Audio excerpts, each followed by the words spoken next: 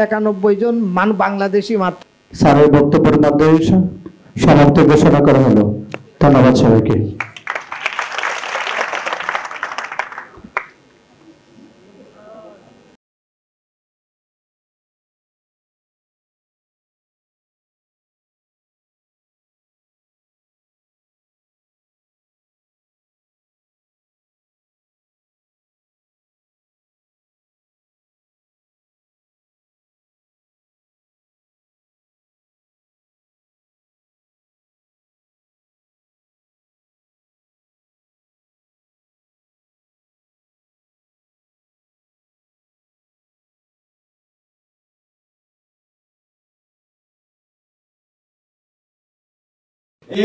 যেটা আপনাদের জন্যই, যে আপনারা যেন আমাদের যে সদস্যগুলোকে আমাদের এখানে আমাদের বাংলাদেশ মেম্বার সবাই না, আমরা বাংলাদেশের যে কোনো জনশক্তি জাপান যাবে, আমরা চেষ্টা করব বাংলাদেশ দূতাবাসকে সাথে নিয়ে আপনাদেরকে যে কোনো সমস্যার সমাধান করার জন্য। এজন্য আপনারা যদি পরিস্থিতিটা যদি যেতে থাকেন তাহলে আপনারা জাপান যাওয়ার পরে আপনার হয়তো আপনাদের প্রতিনিধিগণ এখানে নাই, কিন্তু আমরা আছি।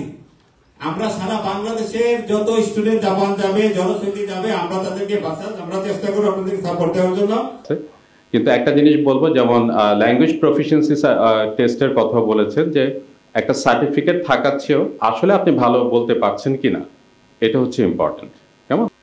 জাপানে স্টিল শিক্ষাগত যোগ্যতা লাগে না, কিন্তু আপনি যদি আইটি গ্রাজুয়েট হয়ে থাকেন, আপনি যদি ভালো প্রোগ্রামার হয়ে থাকেন এবং ভালো চ্যালেঞ্জ নিতে পারেন, জাপানে আপনার পার্ট টাইম জবের অফুরন্ত সম্ভাবনা এবং অনেক টাকা আমি আপনাদেরকে দিতে পারবো। যদি আপনারা যান, আমার সঙ্গে যোগাযোগ রাখলে আমি আপনাকে জাপানে বসে ইনকাম করাই দিতে পারবো, সেটা লিগ্যাল টাকা। বাসার যাত্রা শুরু করলো মাত্র 4 মাস এবং ইতিমধ্যে একটির পর একটি দক্ষতার সাথে তারা কাজ করতে থাকলো। তারা এই কারণে যে আমাদের দেশের মানুষগুলো যেন আরো সহজভাবে কোনো রকমের অবস্ট্যাকলকে যেন তাদের না পার হতে হয়, তারা দ্বিপাক্ষিক একটি জায়গাকে সহজতর, they are trying to facilitate the process, এটি তারা করতে থাকলেন এবং করেই যাচ্ছেন। তারই একটি ধাপ আজকে দেশের প্রেক্ষাপটে হয়েছে, টোকিওতে হয়েছে, ওসাকায় হয়েছে আমরা জানি, এবং আজকে এই ধাপগুলো পার হয়ে এই সুন্দর মানুষগুলোকে নিয়ে আজকে আমরা এখানে একটা সেমিনার আয়োজন করতে পারলাম। ইনস্টিটিউট আছে, তা আমাদের আমদা গ্রুপের অনেকগুলি প্রতিষ্ঠান আছে, এই প্রতিষ্ঠানেও ভালো কাজ হচ্ছে এবং আমি আশা করি আমি বাজাজের সাথে আমদার একটা সম্পর্ক রাখতে চাই। আমরা আপনাদের এই বাজাজের মাধ্যমে আমার চেয়ারম্যান এমডি বর্তমানে বিদেশে আছে, গত রাত্রেও আমার সাথে কথা হয়েছে, আমি আপনাদের আমন্ত্রণে এখানে আসব এই কথা বলা হয়েছে। তো কাজেই আমরা আপনাদের সাথে যোগাযোগ করলে আমাদের যে কর্মশক্তি, যে জনশক্তি বিদেশে আমরা পাঠাই, সেগুলো আপনাদের মাধ্যমে আমরা আরও বেশি সহযোগিতা পাবো বলে আমি প্রত্যাশা করি। যাচ্ছেন কিংবা অন্য যেখানে যান না কেন, মাস্ট ব্যাংক অ্যাকাউন্ট খুলে যাবেন এখান থেকে, স্টুডেন্ট অ্যাকাউন্ট, তা নাহলে মহা বিপদে পড়বেন। যে আপনারা এমন মানুষ জাপানে পাঠাবেন যেন তারা দক্ষ এবং অভিজ্ঞতা সম্পন্ন হয়। অনেক বড় সম্ভাবনা জাপানে আপনাদের জন্য ওয়েট করতেছে। গভর্নমেন্ট ইউনিভার্সিটি ইন হাউস মেক্সড আছে 7 জন। এখানে আমি জানি না, এটা তো আমি যাদের চেহারা দেখছি এখানে সবাই হয়তো ল্যাঙ্গুয়েজে যাচ্ছে। জাপানে যাওয়ার আর একটা পথ কিন্তু আছে, সেটা হলো ডাইরেক্ট অ্যাডমিশন। আপনি সরাসরি ইউনিভার্সিটিতে কেন যাচ্ছেন না? সরাসরি যারা ভালো স্টুডেন্ট ইউনিভার্সিটিতে চলে যান, এর থেকে 10 গুণ সুযোগ সুবিধা আছে সেখানে। আপনি অনার্স করবেন, মাস্টার্স করবেন, পিএইচডি করবেন, অনার্স করার পরে আপনার তো অফিসিয়াল জব হবে। কেন আমি এটা বলছি? Coming back to the language point, আপনার N2 কমপ্লিট হলে এরপর আপনি কি করবেন? দুটি অপশন যেটা বলেছি, একটা হলো আপনি জবে চলে যাবেন। কি জব হবে? Labour, direct labour. মনে রাখবেন, সারা জীবন শ্রমিক, সারা জীবন 2 লাখ 2.5 লাখ টাকা বেতন পাবেন, কোনোদিন প্রমোশন হবে না। আপনি কি সেটা যাবেন? নাকি আপনি জাপানিজ এডুকেশন চান? রিমেম্বার, আপনি কিন্তু ইন্টারমিডিয়েট পাস, বি কেয়ারফুল। আপনি অফিসিয়াল জবের জন্য অ্যালাউড না। জাপানে অফিসিয়াল জব করার জন্য আপনাকে অবশ্যই আন্ডার গ্রাজুয়েট ডিগ্রি থাকতে হবে। আমরা যদি এই সেমিনারটাকে শুধু একজনকে বক্তব্য দেওয়ার জন্য, তাদের অভিজ্ঞতা বর্ণনা করার জন্য, সারাদিন শোনার মতো তাদের অভিজ্ঞতা তাদের কাছে রয়েছেন এবং সেগুলো আমাদেরকে সমৃদ্ধ করত। মানুষ দেওয়ার জন্য, আপনাদেরকে দেওয়ার জন্য উদ্বুদ্ধ করেছেন, এই অনুষ্ঠানের আয়োজন করেছেন, তাদের প্রতি আমি দৃষ্টি আকর্ষণ করে বলবো যে আপনারা এমন মানুষ জাপানে পাঠাবেন যেন তারা দক্ষ এবং অভিজ্ঞতা সম্পন্ন হয়, তারা যেন লেখাপড়ায় বিশেষ করে জাপানি ভাষায় তারা যেন দক্ষ হয়। আমি সরকারি চাকরি করার সুবাদে জাপানের একটা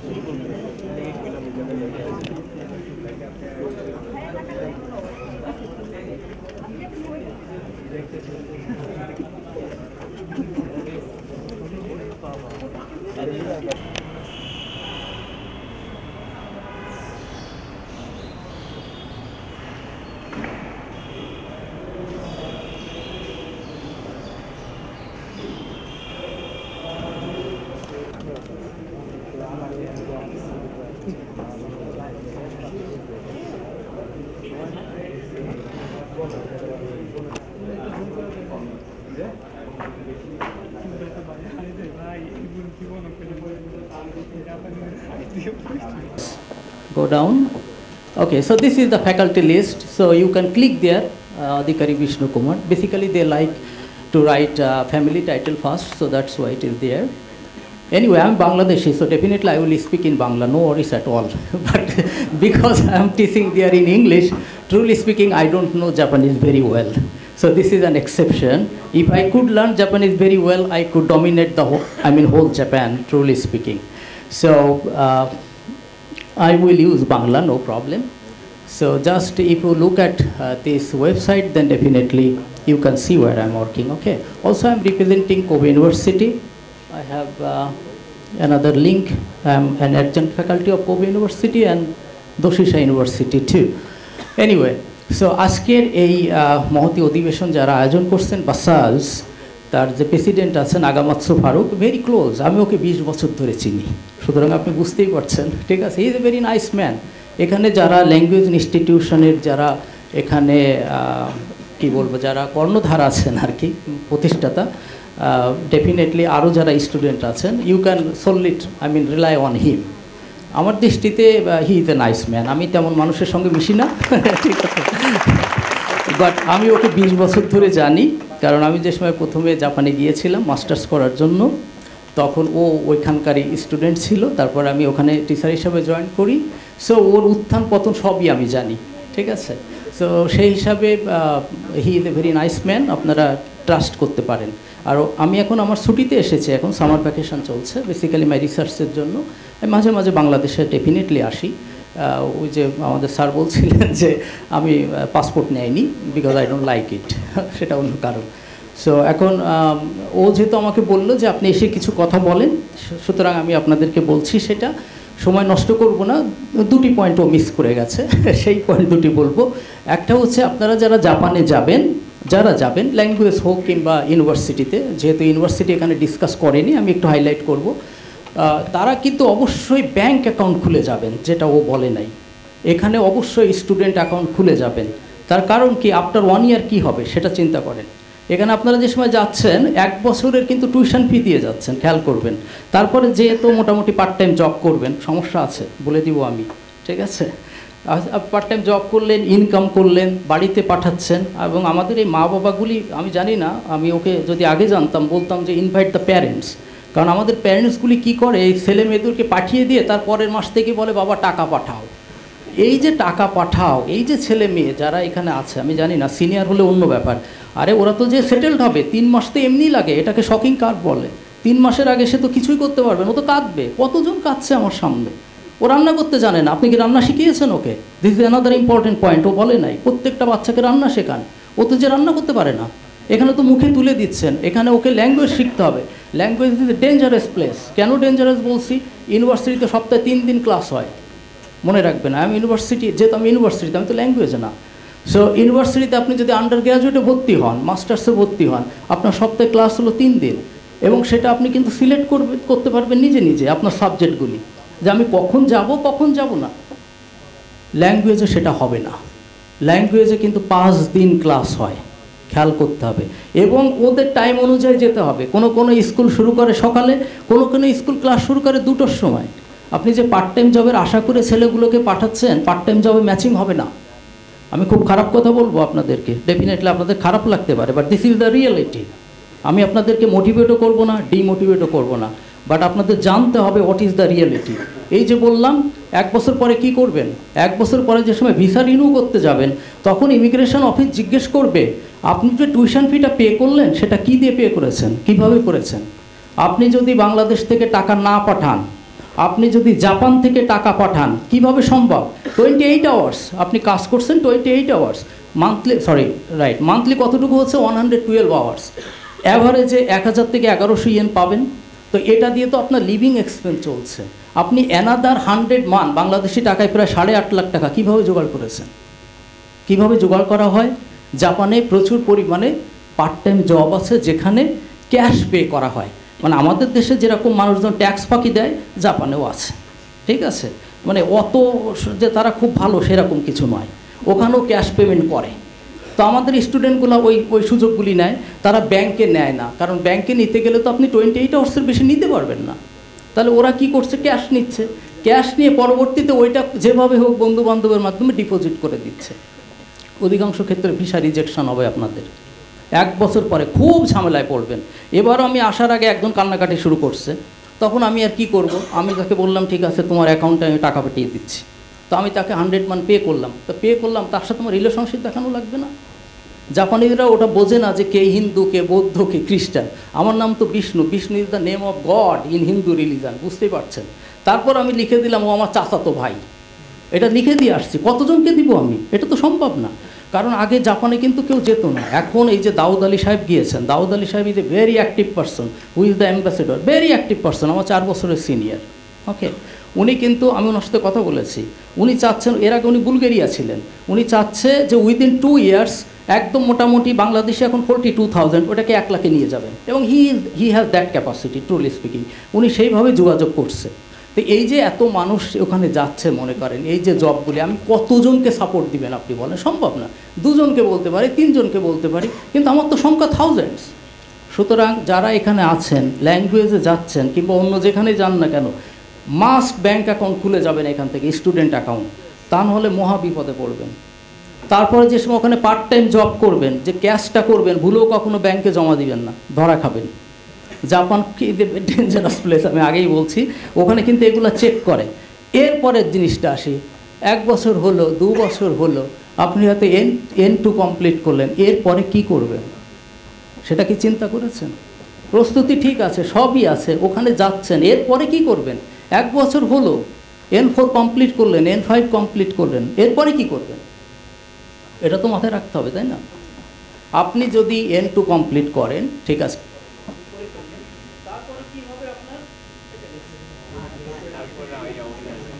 TR Hossain Joy, chairman Shizuoka Japanese language institute. Mamun Sikder, chairman Icon consultancy. Mohammad Sohel Mia, director Raku foundation.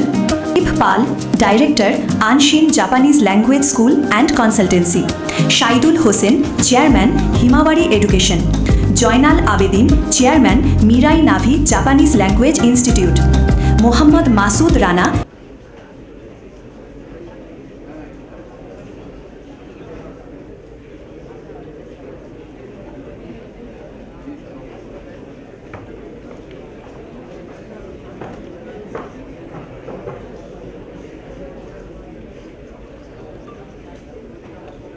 মিত্র, উপদেষ্টা Bangladesh student association in Japan. Test প্রদান করবেন Delwar Hossain, Mohammad Delwar Hossain, director Mainichi Japanese language school.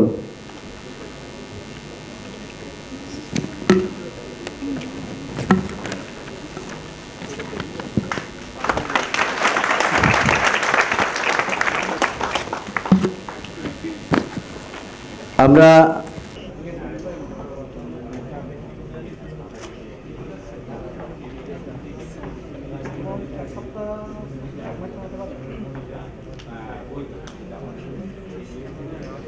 বাবু, director, JBCCI CO Technogram limited. Crest প্রদান করবেন ফিউচার একাডেমির ম্যানেজার রাতুল আহমেদ।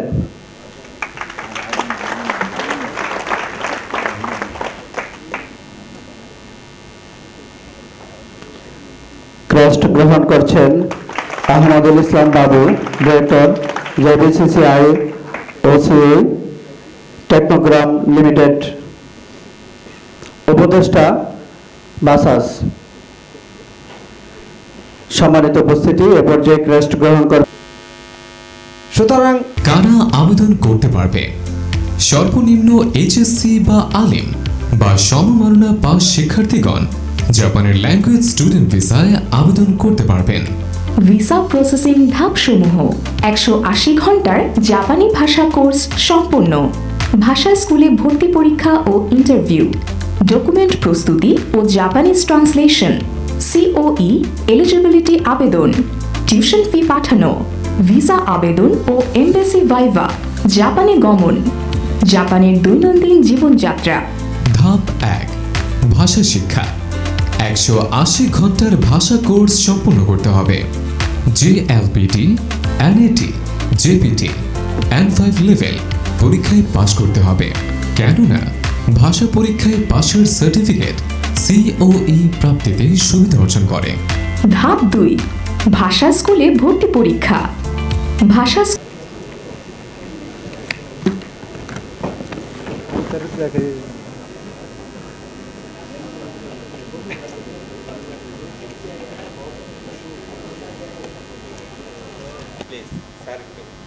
সেমিনারের সম্মানিত সভাপতি ডক্টর মোহাম্মদ আনসারুল আলমকে মঞ্চে আসার জন্য অনুরোধ করছি। ক্রেস্ট প্রদান করবে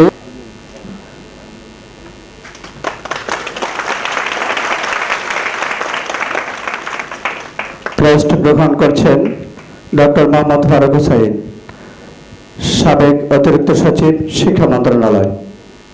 মুজিবুর রহমান, যে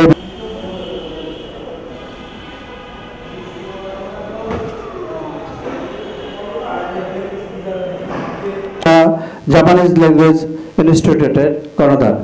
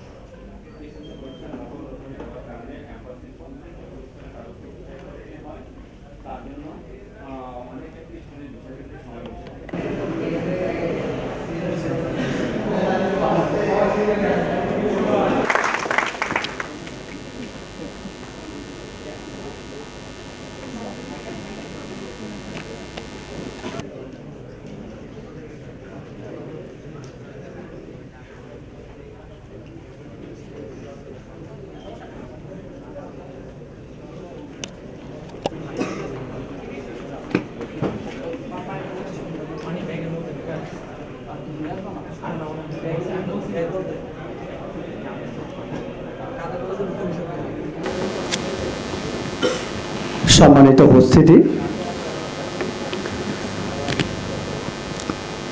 Bangladesh student support association in Japan কর্তৃক আয়োজিত আজকের এই জাপানে অধ্যয়নরত ছাত্রছাত্রী এবং যারা জাপান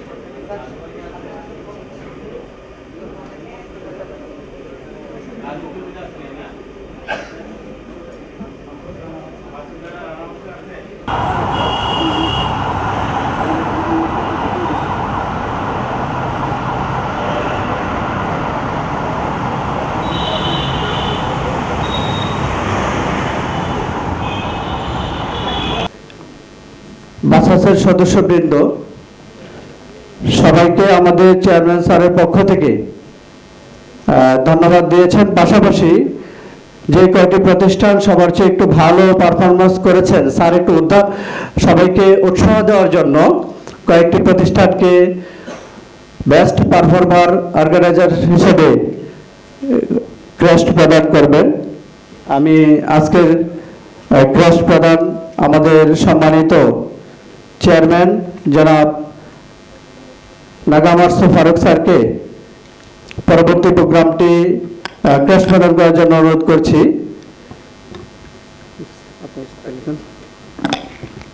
জি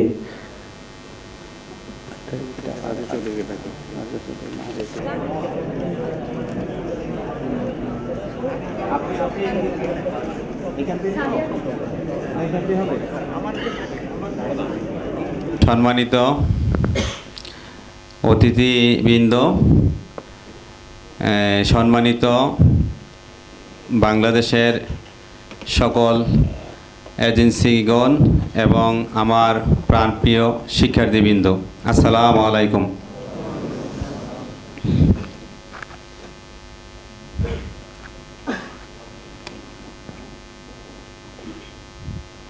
আজকে আমাদের সেমিনারের মূল আলোচ্য বিষয় জাপান যাত্রার প্রস্তুতি ও সচেতনতা এবং ভিসা সফলতা বৃদ্ধির লক্ষ্যে বাসাজের সেমিনার।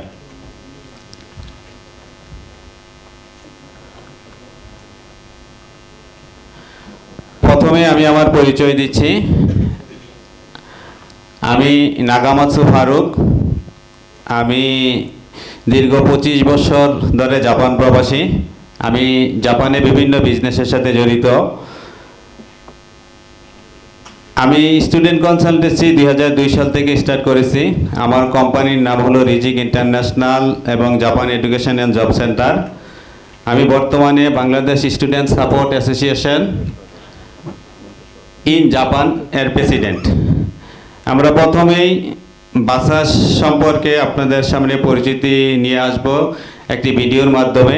আপনারা একটু ধৈর্য ধরে ভিডিওটা দেখুন।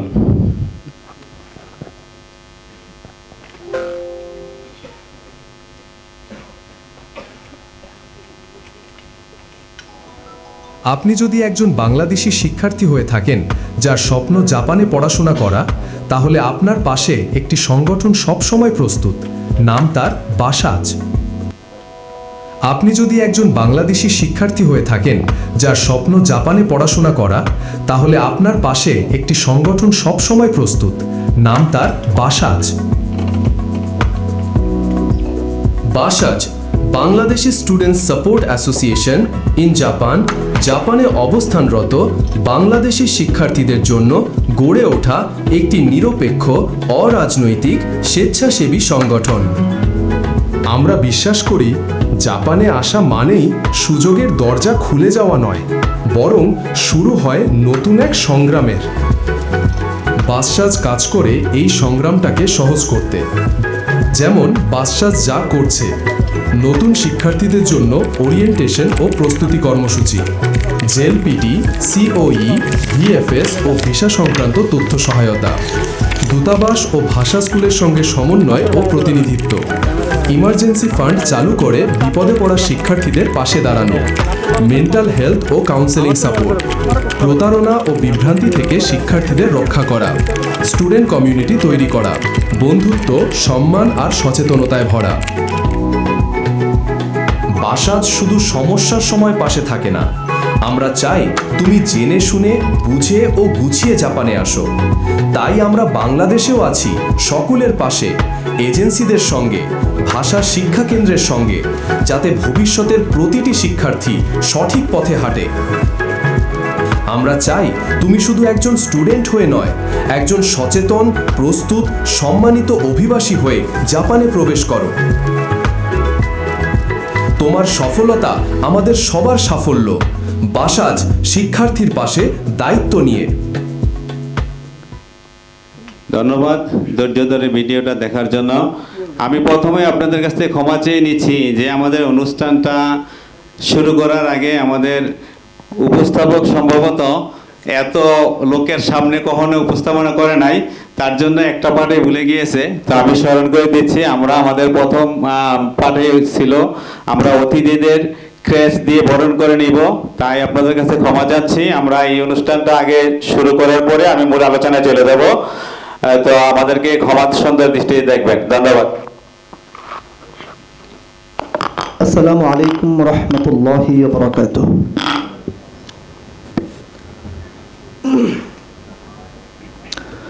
তেলাওয়াত করছি মহাগ্রন্থ আল কুরআন থেকে। আউযু বিল্লাহি মিনাশ শাইতানির রাজীম। বিসমিল্লাহির রহমানির রহিম।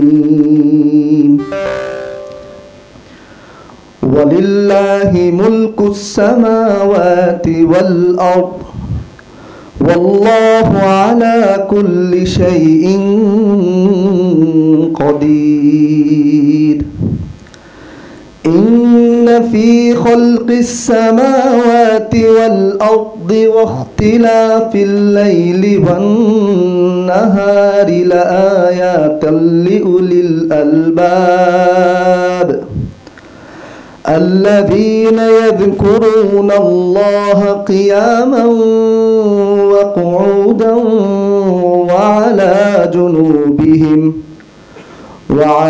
جنوبهم ويتفكرون في خلق السماوات والأرض ربنا ما خلقت هذا باطلا سبحانك فقنا عذاب النار ربنا إنك من تدخل النار فقد أخزيته وما للظالمين من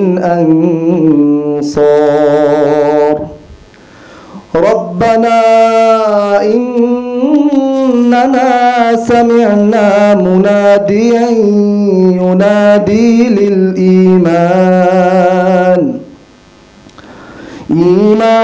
أن آمنوا بربكم فآمنا ربنا فاغفر لنا ذنوبنا وكفر عنا سيئاتنا وتوفنا مع الأبرار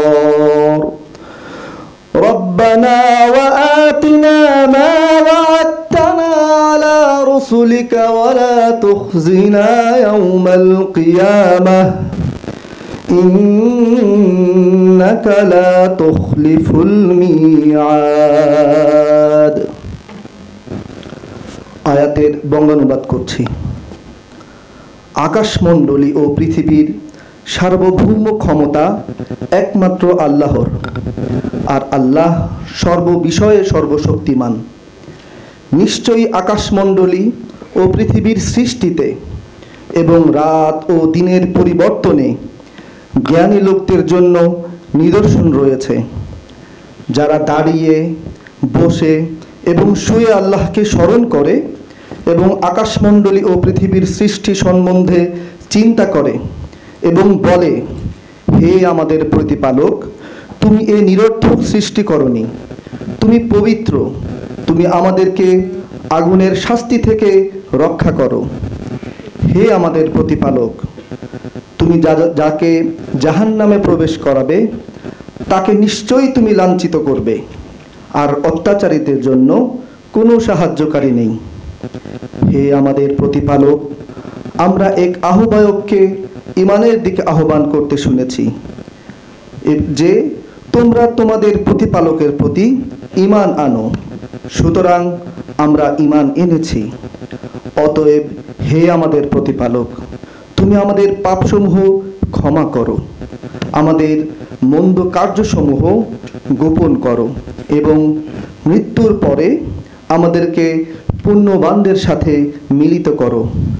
হে আমাদের প্রতিপালক, তোমার রাসূলগণের মাধ্যমে আমাদেরকে যা দেওয়ার প্রতিশ্রুতি দিয়েছ তা আমাদেরকে দান করো, আর কিয়ামতের দিন আমাদেরকে লাঞ্ছিত করো না। নিশ্চয়ই তুমি প্রতিশ্রুতির ব্যতিক্রম করো না। সূরা আল ইমরান আয়াত 189 থেকে 194। সাদাকাল্লাহুল আযীম। আসসালামু আলাইকুম ওয়া রাহমাতুল্লাহ।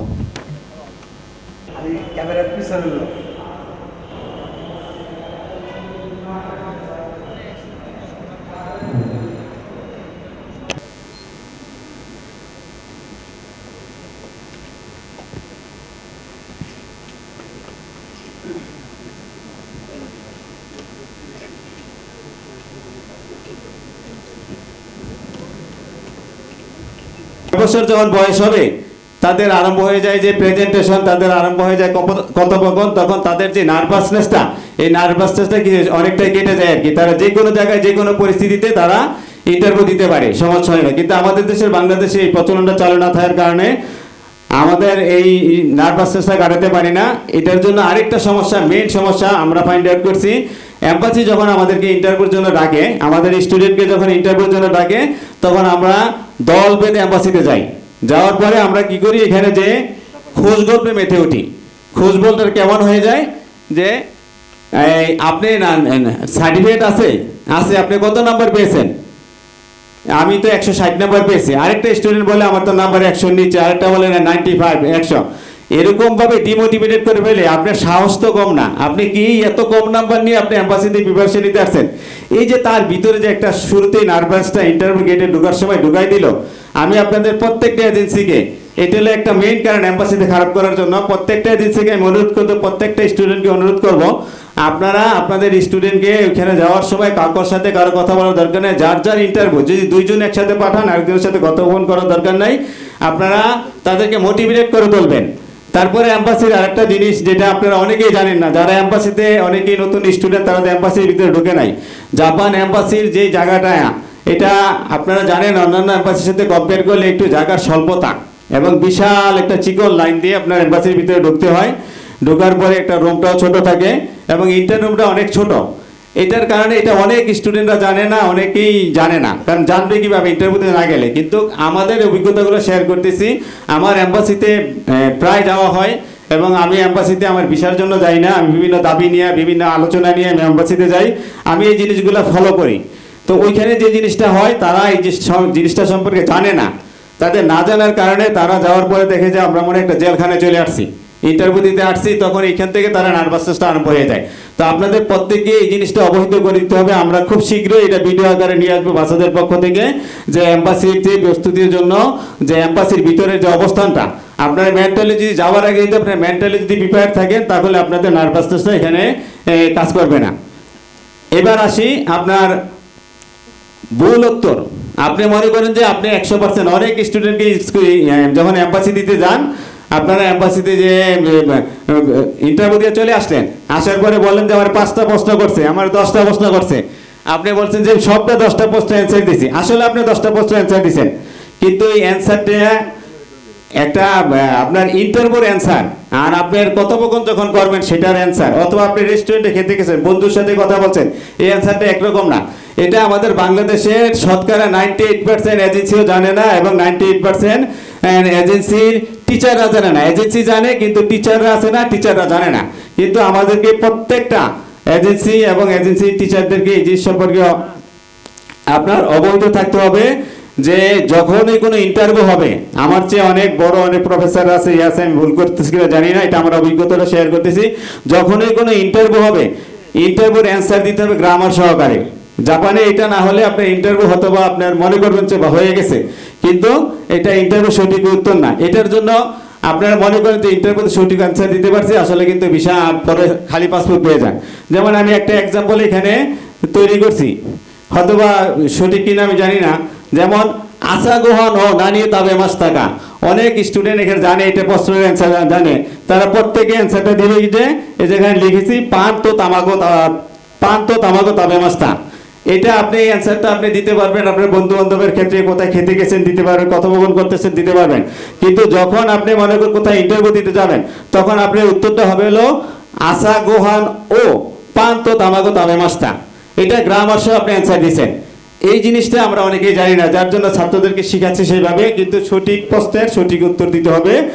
এরপরে আরেকটা প্রশ্ন, কমন প্রশ্ন আপনার এম্বাসির ভিতরে করে, আপনি যে দেশটা পড়ে আসছেন এই দেশটা সম্পর্কে জিজ্ঞাসা করে, আনাতানো 700 ইরুয়ান আনদেসকা শিরোই। এটা কোনো অ্যান্সার না। মনে করছেন আপনি আনসার, হ্যাঁ আপনি এটা আপনার বন্ধু জিজ্ঞাসা করলে করতে পারেন, কিন্তু এটার উত্তরটা হবে অতাশিনো 700 ইরুয়া শিরোই দেশ। তো আপনারা এই জিনিসগুলো যে কোনো ইন্টারভিউর ক্ষেত্রে এই জিনিসগুলো আপনি একটু লক্ষ্য করবেন, তাহলে ওইখান থেকে আমাদের ভিসা পাওয়ার রেশিওটা অনেকটাই বেড়ে যাবে। তো আমার বিশ্বাস যারা অভিজ্ঞ এজেন্সিগুলো আছে তারা এই বিষয়গুলো সচেতন, এবং অনেক নতুন এজেন্সি এখানে আসছেন এবং নতুন এজেন্সি বাংলাদেশে হচ্ছে, তাদেরকে এই জিনিসগুলো যদি ফলো করেন আমার বিশ্বাস আমরা খুব শীঘ্রই আমরা ভিসার রেশিওটা বাড়াতে পারবো। এবার আসি নকল ডকুমেন্টস।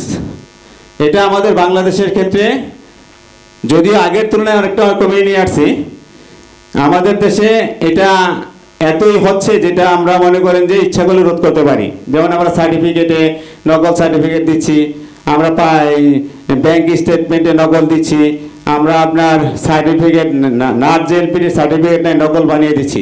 এই নকল ডকুমেন্টস দেওয়ার কারণে আপনি হয়তো একবার দুইবার পার পেয়ে যাবেন, আপনাকে যদি এম্বাসি রেজিস্টার জানতে পারে আপনাদেরকে ব্ল্যাক লিস্টের আওতায় নিয়ে আসবে। আপনারা অনেকেই জানেন যে 2023 সালের নভেম্বর মাসের সম্ভবত 8 অথবা 6 তারিখে জাপান এম্বাসি আমাদেরকে ডেকে একটা সেমিনার করেছিল।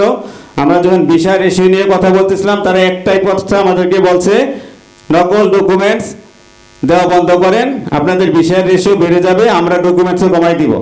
নকল ডকুমেন্টস দেওয়ার কারণে আমরা আমাদের নিজেকে আমরা ক্ষতি করছি। এই নকল ডকুমেন্টস দেওয়ার কারণে এম্বাসিদেরকে এখন মনে করেন যারা সবাই নকল ডকুমেন্ট দিচ্ছে না, নকল ডকুমেন্ট দিচ্ছে হয়তো 2-1টা প্রতিষ্ঠান, এম্বাসি আমাদেরকে প্রত্যেকটা প্রতিষ্ঠানের কাগজপত্র চেক করতে হয়। এই কাগজপত্র চেক করতে যে আমরা যে সমস্যাটা হয়, তাদের ভিসা দিতে দেরি হয়।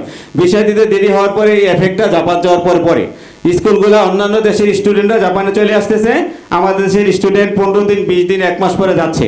তার কারণে তারা আমাদের দেশে স্টুডেন্ট নিতে হয়, এটা অনীহা প্রকাশ করে যে ক্লাস আরম্ভ হয়ে গেলে এক্সট্রা ক্লাস নিতে হয়। তো আমরা যদি নকল ডকুমেন্টসটা রোধ করতে পারি তাহলে আমাদের স্টুডেন্টরা ভিসা তাড়াতাড়ি পাবে। আর নকল ডকুমেন্টস দেওয়ার কারণে আমাদের কি ক্ষতি হতে পারে, এটা হলো যে নকল ডকুমেন্টস দেওয়ার কারণে এম্বাসি ব্ল্যাক লিস্ট করে নেবে আপনাকে, আপনি এটা বুঝতে পারবেন না। আর যারা ফ্রেশ ডকুমেন্ট দিবে তাদের ভিসা রেশিও বেড়ে যাবে, তাদেরকে ডে বাই ডে তাদেরকে র্যাঙ্কিংয়ে নিয়ে আসবে। এটা আমাদেরকে 2023 সালের সেমিনারে এম্বাসি আমাদেরকে অবহিত করেছে।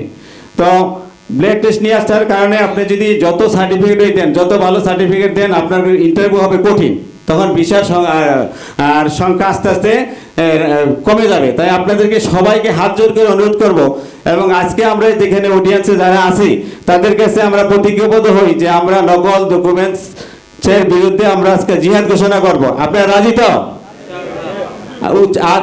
আওয়াজটা কিন্তু অনেক কম হচ্ছে, মানে আপনারা নকল ডকুমেন্টস দিবেন? আরেকবার জোরে বলেন, আপনারা তো ইনশাআল্লাহ নকল ডকুমেন্টস দেওয়া থেকে বিরত থাকবেন তো? কে কে নকল ডকুমেন্টস দিবেন বলেন? তাহলে কেউ দিবেন না? এই যে প্রতিজ্ঞাটা করেছেন কে দেখছে? আল্লাহ দেখছে। আমি আল্লাহর কাছে বললাম যে আল্লাহ পাক তুমি আমাদের সবাইকে নকল ডকুমেন্ট দেওয়া থেকে বিরত রাখো। ইনশাআল্লাহ আমরা 100% ভিসা রেশিও তাহলে বের করে নিয়ে আসতে পারবো। আমি এখন আপনার একটু হয়তো আমার কথাতে ভরফুল করতেছেন, এই জন্য আমি একটা এখানে আমরা আরেকটু আলোচনা জাপান পরবর্তী সম্পর্কে একটু আমরা আলোচনা করব। এর আগে আমরা একটা ভিডিওতে একটু 4 থেকে 5 মিনিটের হবে, জাপান যাওয়ার প্রস্তুতি A to Z গাইডলাইন, এটা আমরা ভিডিওর মাধ্যমে আপনাদেরকে উপস্থাপন করব। একটু ধৈর্য ধরে শুনেন। ধন্যবাদ। ভিডিওটা উপস্থাপন করেন।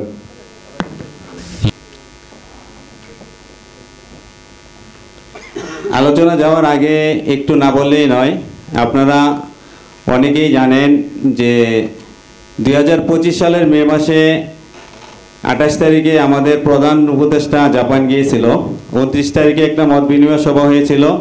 এই মত বিনিময় সভায় বাংলাদেশ থেকে জাপান সরকার 1 লক্ষ জনশক্তি নিবে এরকম একটা ঘোষণা দিয়েছিল, আপনারা সোশ্যাল মিডিয়ার মাধ্যমে শুনতে পেরেছেন।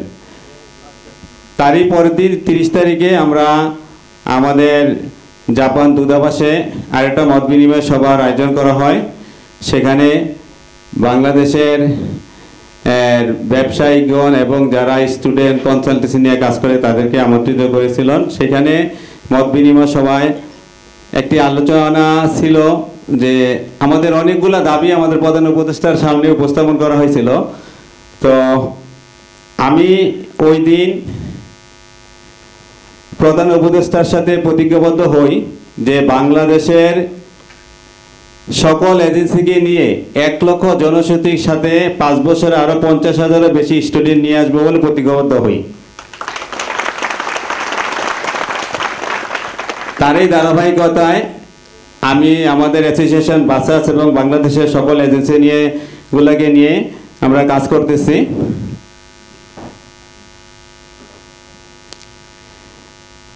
আপনারা অনেকেই জানেন যে আমাদের বাসাসের বয়স মাত্র 3 মাস।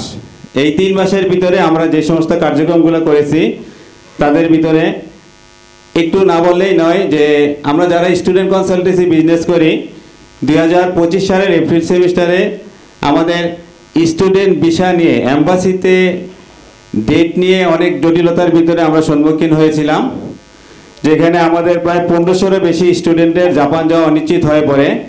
সেটার কারণ হলো জাপান এম্বাসিতে জায়গা স্বল্পতার কারণে জাপান সরকার থার্ড পার্টি বিএসএফ নামে একটা অর্গানাইজেশনকে দিয়েছিল। তারাও প্রথম অবস্থায় সেটা বুঝতে না পারার কারণে আপনার অনেকটা জটিলতার সৃষ্টি হয়েছিল। এই বিষয়গুলো নিয়ে আমি আমাদের জাপানে অবস্থিত মহামান্য রাষ্ট্রদূত এবং আমার অ্যাসোসিয়েশন স্যারকে জিনিসগুলো অবহিত করি। এবং বাংলাদেশে আপনারা জানেন যে আরেকটি অ্যাসোসিয়েশন আছে বাংলাদেশ আজলিব নামে। আজলিবের মাধ্যমে আমরা সেখানে মানববন্ধন করার পরে আমরা আমাদের 1500 স্টুডেন্টকে জাপানে যাওয়ার অনিশ্চয়তা থেকে আমরা রক্ষা করতে পারি। কিন্তু আমাদের স্টুডেন্টগুলা জাপানে যেতে প্রায় 2 থেকে 2.5 মাস সময় লেগে যায়। তার কারণে আমরা একটা সমস্যার ভিতরে পড়ে যাই, যে সমস্যাটা হলো জাপানের যে ইংরেজ স্কুলগুলা বাংলাদেশ থেকে বেশিরভাগ স্কুলেই বাংলাদেশ থেকে স্টুডেন্ট নিতে অনীহা প্রকাশ করে। তখন আমাদের দেশে আপনারা সবাই জানেন যে এখন প্রায় 200-এরও বেশি এজেন্সি স্টুডেন্ট নিয়ে কাজ করতেছে। তখন আমরা অ্যাসোসিয়েশনের মাধ্যমে স্যারের সাথে পরামর্শ করি মাননীয় রাষ্ট্রদূতের সাথে যে স্যার আমরা যদি বাংলাদেশে যে ভিসার যে সমস্যাটা অনেকটাই ওভারকাম করতে পেরেছি, কিন্তু জাপানের স্কুলগুলো তো এখনও সেটা জানে না, তো তাদেরকে কিভাবে এই মেসেজটা দেওয়া যায়। তখন আমরা প্রস্তাব দিলাম যে আমরা জাপানের ল্যাঙ্গুয়েজ স্কুলগুলোকে নিয়ে আমরা কোনো সেমিনার করতে পারি কিনা। স্যার আমাদেরকে সম্মতি দেন। তখন আমরা প্রথম সেমিনার করি জুলাই মাসের 3 তারিখে জাপান দূতাবাসে। সেখানে প্রায় জাপানের নাম করা 45টারও বেশি ল্যাঙ্গুয়েজ ইনস্টিটিউটের প্রতিনিধিরা আসেন। এবং জুলাই মাসের 28 তারিখে আমরা আরেকটা সেমিনার করি ওসাকা সিটিতে। সেটাও দূতাবাস আমাদেরকে সহযোগিতা করে। দূতাবাসের সহযোগিতা নিয়ে আমরা 2টা সেমিনারে সাকসেস হই। এখান থেকে আমরা কি পেয়েছি সেমিনার থেকে, আমাদের কাছ থেকে স্কুলগুলা অনেক স্কুল আমাদেরকে মেইল দিয়ে জানিয়েছে যে আমরা লং টাইম ধরে জাপানের স্টুডেন্ট নিয়ে কাজ করি, কোনো দেশের দূতাবাস এবং কোনো অ্যাসোসিয়েশন আমাদেরকে এত সম্মান এম্বাসিতে ডেকে বা বিভিন্ন জায়গায় ডেকে আমাদেরকে এত সম্মান আমরা পাইনি। সেটা হলো অবশ্যই এটা আমাদের দেশের জন্য গর্বের, এটা দেশের জন্য আনন্দের। এবং আমি এটাতে আমাদেরকে সহযোগিতা করেছেন বিশেষ করে আমাদের রাষ্ট্রদূত জনাব দাউদ আলী স্যারের নাম না বললেই নয়, তাছাড়া আরও অন্যান্য কর্মকর্তাগণ। সবচেয়ে বেশি আমাদেরকে এখান থেকে সহযোগিতা করছেন হলো আমাদের ফার্স্ট সেক্রেটারি জয়নাল আবদিন স্যার, তারপরে বশির স্যার, মাহবুব স্যার। তো আমরা তাদের জন্য একটা কি করতালি দিতে পারি না? তারপর আমরা এই 3 মাসের ভিতরে আরেকটা সাকসেস খবর আপনাদের স্টুডেন্টদের জন্য এসএনজির জন্য দিব। এই সেমিনারের মাধ্যমে স্কুলগুলো আমাদের কাছ থেকে এখন স্টুডেন্ট নিবে, যেই সমস্যাটা ওরা আমাদেরকে মেসেজগুলো দিয়েছিল, আমরা কিছুটা হলে সেমিনারের মাধ্যমে তাদেরকে বোঝাতে পেরেছি, আশ্বস্ত করতে পেরেছি বাংলাদেশে এই ভিসা জটিলতা থাকবে না, এটা কেটে যাবে। তোমরা বাংলাদেশে অনেক স্টুডেন্ট আছে, কোয়ালিটিপূর্ণ স্টুডেন্ট আছে, তোমরা স্টুডেন্ট নাও। সেটাতে আমরা পজিটিভ রেজাল্ট পেয়েছি। তারপর আমাদের বাংলাদেশের স্টুডেন্ট বানাতে হলে আমরা আরেকটা সমস্যা আমাদের দেশে, আপনারা জানেন যে আমাদের দেশে অনেক গরিব মেধাবী স্টুডেন্ট আছে, কিন্তু তারা টাকা পয়সার জন্য জাপান যেতে পারে না, তাদের স্বপ্ন আছে। তখন আমরা এই জায়গাটার দিকে হাত দিই, এবং সেটাও আমি প্রথম মহামাননীয় রাষ্ট্রদূত আনসার আলী, মাফ করবেন, দাউদ আলী স্যারকে আমি এই জিনিসটা স্যারের নলেজে দেই এবং জয়নাল ভাইকে বিষয়গুলো নিয়ে আলোচনা করি, আমাদের ফার্স্ট সেক্রেটারি, এবং স্যার আমাদেরকে আশ্বস্ত করে যে এটা হলে যেহেতু বাংলাদেশ থেকে অনেক গরিব মেধাবী স্টুডেন্ট আসতে পারবে, তাহলে সেটা নিয়ে দেখি কি করা যায়। আপনারা অনেকেই সোশ্যাল মিডিয়ার মধ্যে দেখতে পেরেছেন যে বাংলাদেশ ব্যাংকের গভর্নর এপ্রিল মাসে সম্ভবত জাপান গিয়েছিল। এই বিষয়টা স্যার উপস্থাপন করে এবং স্যার প্রবাসী কল্যাণ মন্ত্রণালয়ে এই বিষয়টা নিয়ে কাজ করে। আপনাদের জন্য সবচেয়ে খুশির খবর হলো, আমার বিশ্বাস খুব শীঘ্রই বাংলাদেশের স্টুডেন্টরা, যারা গরিব মেধাবী স্টুডেন্ট আছে, তারাও সেটা সুফল ভোগ করবে। আপনারা অনেকেই জানেন যে সরকার প্রবাসী কল্যাণ মন্ত্রণালয়ের মাধ্যমে যারা জব বিষয়ে বিদেশে যায় তাদেরকে একটা লোন দিয়ে থাকেন। তো এটা যদি স্টুডেন্ট, আমাদের স্টুডেন্টরা যদি গরিব মেধাবী স্টুডেন্টরা পায়, তাহলে আমাদের স্টুডেন্টের সংখ্যা এখন দ্বিগুণ বেড়ে যাবে। তো এটার জন্য আমি একটা করতালি আশা করি দূতাবাসের জন্য। ধন্যবাদ সবাইকে। এটা ছিল আমাদের বাসাজের 3 মাসের কার্যক্রম। এবার আমি চলে আসি মূল আলোচনার ভিতরে। আমাদের আলোচনার মূল বিষয় ছিল হলো জাপানি স্টুডেন্ট এবং জনশক্তি রপ্তানির ক্ষেত্রে ভিসা সফলতা বৃদ্ধি, প্রয়োজনীয় কাগজপত্র সম্পর্কে সচেতনতা বৃদ্ধি, জাপান যাওয়ার পূর্ব প্রস্তুতি, করণীয়, জাপানের নিয়ম কানুন, আইন শৃঙ্খলা, আচার আচরণ সম্পর্কে অবহিতকরণ। আমাদের এই 4টে পয়েন্টই ছিল আমাদের আজকের সেমিনারের মূল আলোচনার বিষয়। আপনারা অনেকেই জানেন যারা জাপান নিয়ে কাজ করেন, অন্যান্য দেশের সাথে কম্পেয়ার করলে বাংলাদেশে আমাদের ভিসার হার অনেক কম। এই কেন বাংলাদেশে ভিসার হার কম, এই বিষয়গুলো নিয়ে আমি আলোচনা করব এবং আমাদের অভিজ্ঞতাগুলো আমরা আপনাদেরকে এখানে শেয়ার করব। আপনারা যদি অভিজ্ঞতাগুলো কাজে লাগাতে পারেন, তাহলে আমার বিশ্বাস আমরা 100% ভিসার সফলতা নিয়ে আসতে পারবো। আমাদের প্রধান সমস্যা হলো কেন বাংলাদেশ জাপানিজ দূতাবাস থেকে 100% ভিসা পাচ্ছে না। আমাদের প্রথমে যে সমস্যাটা আমরা হলো ল্যাঙ্গুয়েজ সার্টিফিকেটের উপরে বেশি নির্ভরতা, এম্বাসি ইন্টারভিউয়ের জন্য যথাযথ প্রস্তুতি অনিয়তা, ইন্টারভিউতে শিক্ষার্থীদের নার্ভাস হয়ে যাওয়া, ইন্টারভিউর সঠিক প্রশ্নের উত্তর দিতে না পারা, নকল ডকুমেন্টস এম্বাসিতে জমা দেওয়া। এই কারণগুলো আমরা যদি সমাধান করতে পারি, আমার বিশ্বাস আমরা বাংলাদেশ থেকে 100% স্টুডেন্ট জাপানে পাঠাতে পারবো। কিন্তু এই কারণগুলো সমাধান করা খুবই সহজ, শুধু আমরা যদি সেই কারণগুলো আমরা অনেকে না জেনে করি, অনেকে না জেনে করি, আমরা যদি জানতে পারি আমরা এই কারণগুলো সমাধান করতে পারবো। আমি চেষ্টা করব এই কারণগুলো, আমাদের অভিজ্ঞতাগুলো আপনাদেরকে শেয়ার করার জন্য। ল্যাঙ্গুয়েজ সার্টিফিকেটের উপর নির্ভর হওয়া যাবে না, আমাদেরকে ইন্টারভিউয়ের জন্য যথাযথ প্রস্তুতি নিতে হবে, ভালো এবং কথোপকথন জানতে হবে। ইন্টারভিউর সময় নার্ভাস হওয়া যাবে না, টেনশন মুক্ত থাকতে হবে। এই 3টা পয়েন্ট নিয়ে আমি একটু আলোচনা করব। এই 3টা পয়েন্ট হলো আপনার যে আমরা ল্যাঙ্গুয়েজ সার্টিফিকেটের উপরে অধিক মাত্রায় নির্ভরশীল হয়ে যাই, যে আমাদেরকে সার্টিফিকেট কিন্তু আপনার পাশেরটা দেখে কিন্তু পাস করা যায়, কিন্তু আমাদেরকে এখানে শুধু সার্টিফিকেট অর্জন করলেই হবে না, আমাদেরকে জানতে হবে, আমাদেরকে যথাযথ প্রিপারেশন নিয়ে যেতে হবে। এম্বাসি এরকম কোথায় লেখা নাই যে জাপান এম্বাসি আপনাদেরকে যদি জাপান ল্যাঙ্গুয়েজ সার্টিফিকেট না থাকে আপনাদেরকে ভিসা দেবে না। এরকম অনেক স্টুডেন্টদের এরকম রেকর্ড আছে, কোনো সার্টিফিকেট নাই, কিন্তু তারা যথাযথ প্রস্তুতি নিয়েছে এবং এম্বাসিতে ভিসার জন্য ফেস করছে, ভিসা পেয়েছে। কিন্তু আমরা এই সার্টিফিকেটের উপর নির্ভরশীলতাটাই আমাদেরকে ভিসার পার্সেন্টেজটা কমাই দিচ্ছে। তাই আপনাদের এখানে যারা আমাদের এজেন্সিগুলো আছি এবং স্টুডেন্টরা আছি, আমাদেরকে সার্টিফিকেটটা হলো আমাদের পড়াশোনার মূল্যায়নটা করা যায় সার্টিফিকেটের মাধ্যমে, কিন্তু আমাদেরকে জানতে হবে, ভালো প্রিপারেশনে যেতে হবে। দ্বিতীয় প্রশ্ন হলো যথাযথ প্রস্তুতি। এই প্রস্তুতিটা যদি আমরা ভালোভাবে নিতে পারি, আমাদের এই সার্টিফিকেটের নির্ভর না হলে হবে। তৃতীয় নাম্বারটা হলো নার্ভাস। এটা হলো আমাদের বাংলাদেশের স্টুডেন্টের ক্ষেত্রে সর্বোচ্চ বেশি সমস্যা। আমরা যদি জাপান দিয়ে কম্পেয়ার করি, জাপানে যখন আমরা student class Mohammad Raju Chowdhury, chairman, Dhaka Japanese language institute.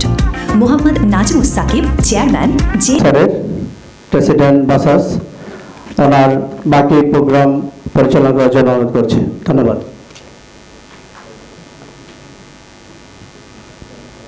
Hello, ভিডিওটা দেখার জন্য। জাপান যাওয়ার পূর্ব প্রস্তুতি এবং পরবর্তী করণীয়, এটা যারা স্টুডেন্টরা, আমার অক্টোবর সেমিস্টারের স্টুডেন্টরা জাপান যাওয়া তাদের জন্য ভেরি ভেরি ইম্পর্টেন্ট। আমাদের প্রথমেই জাপানে প্রবেশ করতে হলে যে 4টি জিনিসের প্রতি সতর্ক থাকতে হবে, সেটা হলো passport, certificate of eligibility, CO copy, admission certificate এবং পার্ট টাইম অ্যাপ্লিকেশন। তারপরে আমাদেরকে আরেকটা সতর্কতা হলো মাল নেওয়ার ক্ষেত্রে আমার সাবধানতা অবলম্বন, ট্রানজিটের ক্ষেত্রে সতর্কতা অবলম্বন। প্রথমে আমি যে প্রথম পার্টটা নিয়ে আলোচনা করব যে জাপান যেতে হলে আপনাদেরকে বিদেশের যে কোনো দেশে যেতে গেলে আপনাদেরকে পাসপোর্ট নিয়ে যেতে হবে। পাসপোর্টের সাথে জাপানের ক্ষেত্রে সার্টিফিকেট ও এলিজিবিলিটি কপি লাগবে, প্লাস এডমিশন সার্টিফিকেট লাগবে। এই 3টা হলে আপনি মনে করেন যে জাপানে ঢুকতে পারবেন, কিন্তু 4র্থটাও আপনার না হলেও আপনি ইমিগ্রেশন পার করে চলে যেতে পারবেন। কিন্তু সমস্যা কোথায়? এটা সমস্যা হলো আপনি যখন জাপানে প্রবেশ করবেন, প্রবেশ করার পরে যখন জাপান ইমিগ্রেশনে আপনি যাবেন তখন আপনি এই 3টা জিনিস আপনাকে শো করতে হবে। শো করার পরে আপনাকে একটা রেসিডেন্ট কার্ড দিবে। রেসিডেন্ট কার্ড দিলে আপনি ইমিগ্রেশন থেকে বের হয়ে যেতে পারবেন। কিন্তু আপনার যদি ওই 4 নম্বর কার্ডটা, যেটা হলো এই যে পার্ট টাইম অ্যাপ্লিকেশন ফর্ম, আপনি যখন ইমিগ্রেশনে জাপান ইমিগ্রেশনে আপনার passport, certificate of eligibility, admission certificate plus এই পার্ট টাইম অ্যাপ্লিকেশন ফর্মটা দিবেন, তখন আপনাকে ওইখান থেকেই জাপান সরকার 28 ঘন্টা যে পার্ট টাইম করতে হবে তার পারমিশন দিয়ে দিবে। যদি আপনি এটা কোনো কারণে ভুলে যান, আপনার সমস্যা কোন জায়গায় হবে এটা আমি বলি যে আপনি শুরুতেই জাপানে যাওয়ার পরে মানসিকভাবে ভেঙে পড়বেন। তাই সবাইকে অনুরোধ করবো এই কথাটা একটু মনোযোগ দিয়ে শোনার জন্য।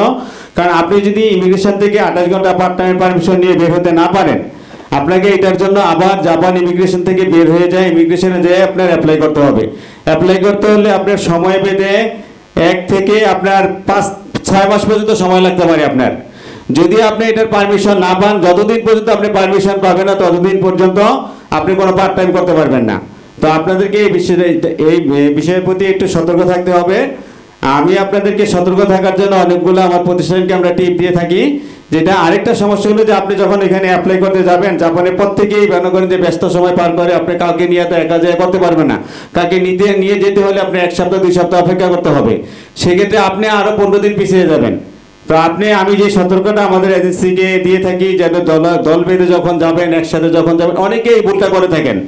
একসাথে যাবেন, আপনি মোবাইলে অ্যালার্ম দিয়ে রাখবেন যে আপনি 10টার সময় প্লেন থেকে নামবেন, নামার পরে 10:10 একটা অ্যালার্ম দিবেন যেন আপনি সতর্ক হলেন যে আমার এই কাগজটা এখানে সাবমিট করতে হবে। তাহলে আপনারা অনেকেই এই জিনিসটা ওইখান থেকে পার্ট টাইম পারমিশনটা নিয়ে যেতে পারবেন। তাই আপনাদেরকে প্রত্যেকটা এজেন্সি, অনেক নতুন এজেন্সি আছেন, এটা কি এটাও জানেন না।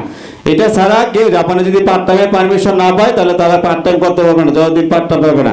এখন জাপানের প্রত্যেকটা স্কুল যখন আপনাকে সার্টিফিকেট অফ এলিজিবিলিটির কপি দিবে, তখন আপনাদেরকে এই কাগজটা সাথে দিবে। অনেকে এটা না জেনে এমনি ফেলে দেন। এটা হলো ভেরি ভেরি ইম্পর্টেন্ট একটা কাগজ।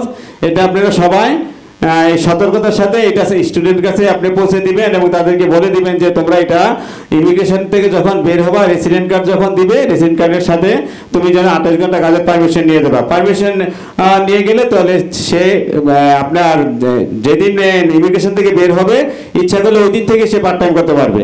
তাই এটাকে সবাইকে সতর্ক থাকার জন্য অনুরোধ করছি। দ্বিতীয়ত হলো মালামাল নেওয়ার ক্ষেত্রে সাবধানতা অবলম্বন। আপনারা ইদানিং শুনেছেন অনেক স্টুডেন্ট জাপান থেকে ব্যাগ আসতেছে।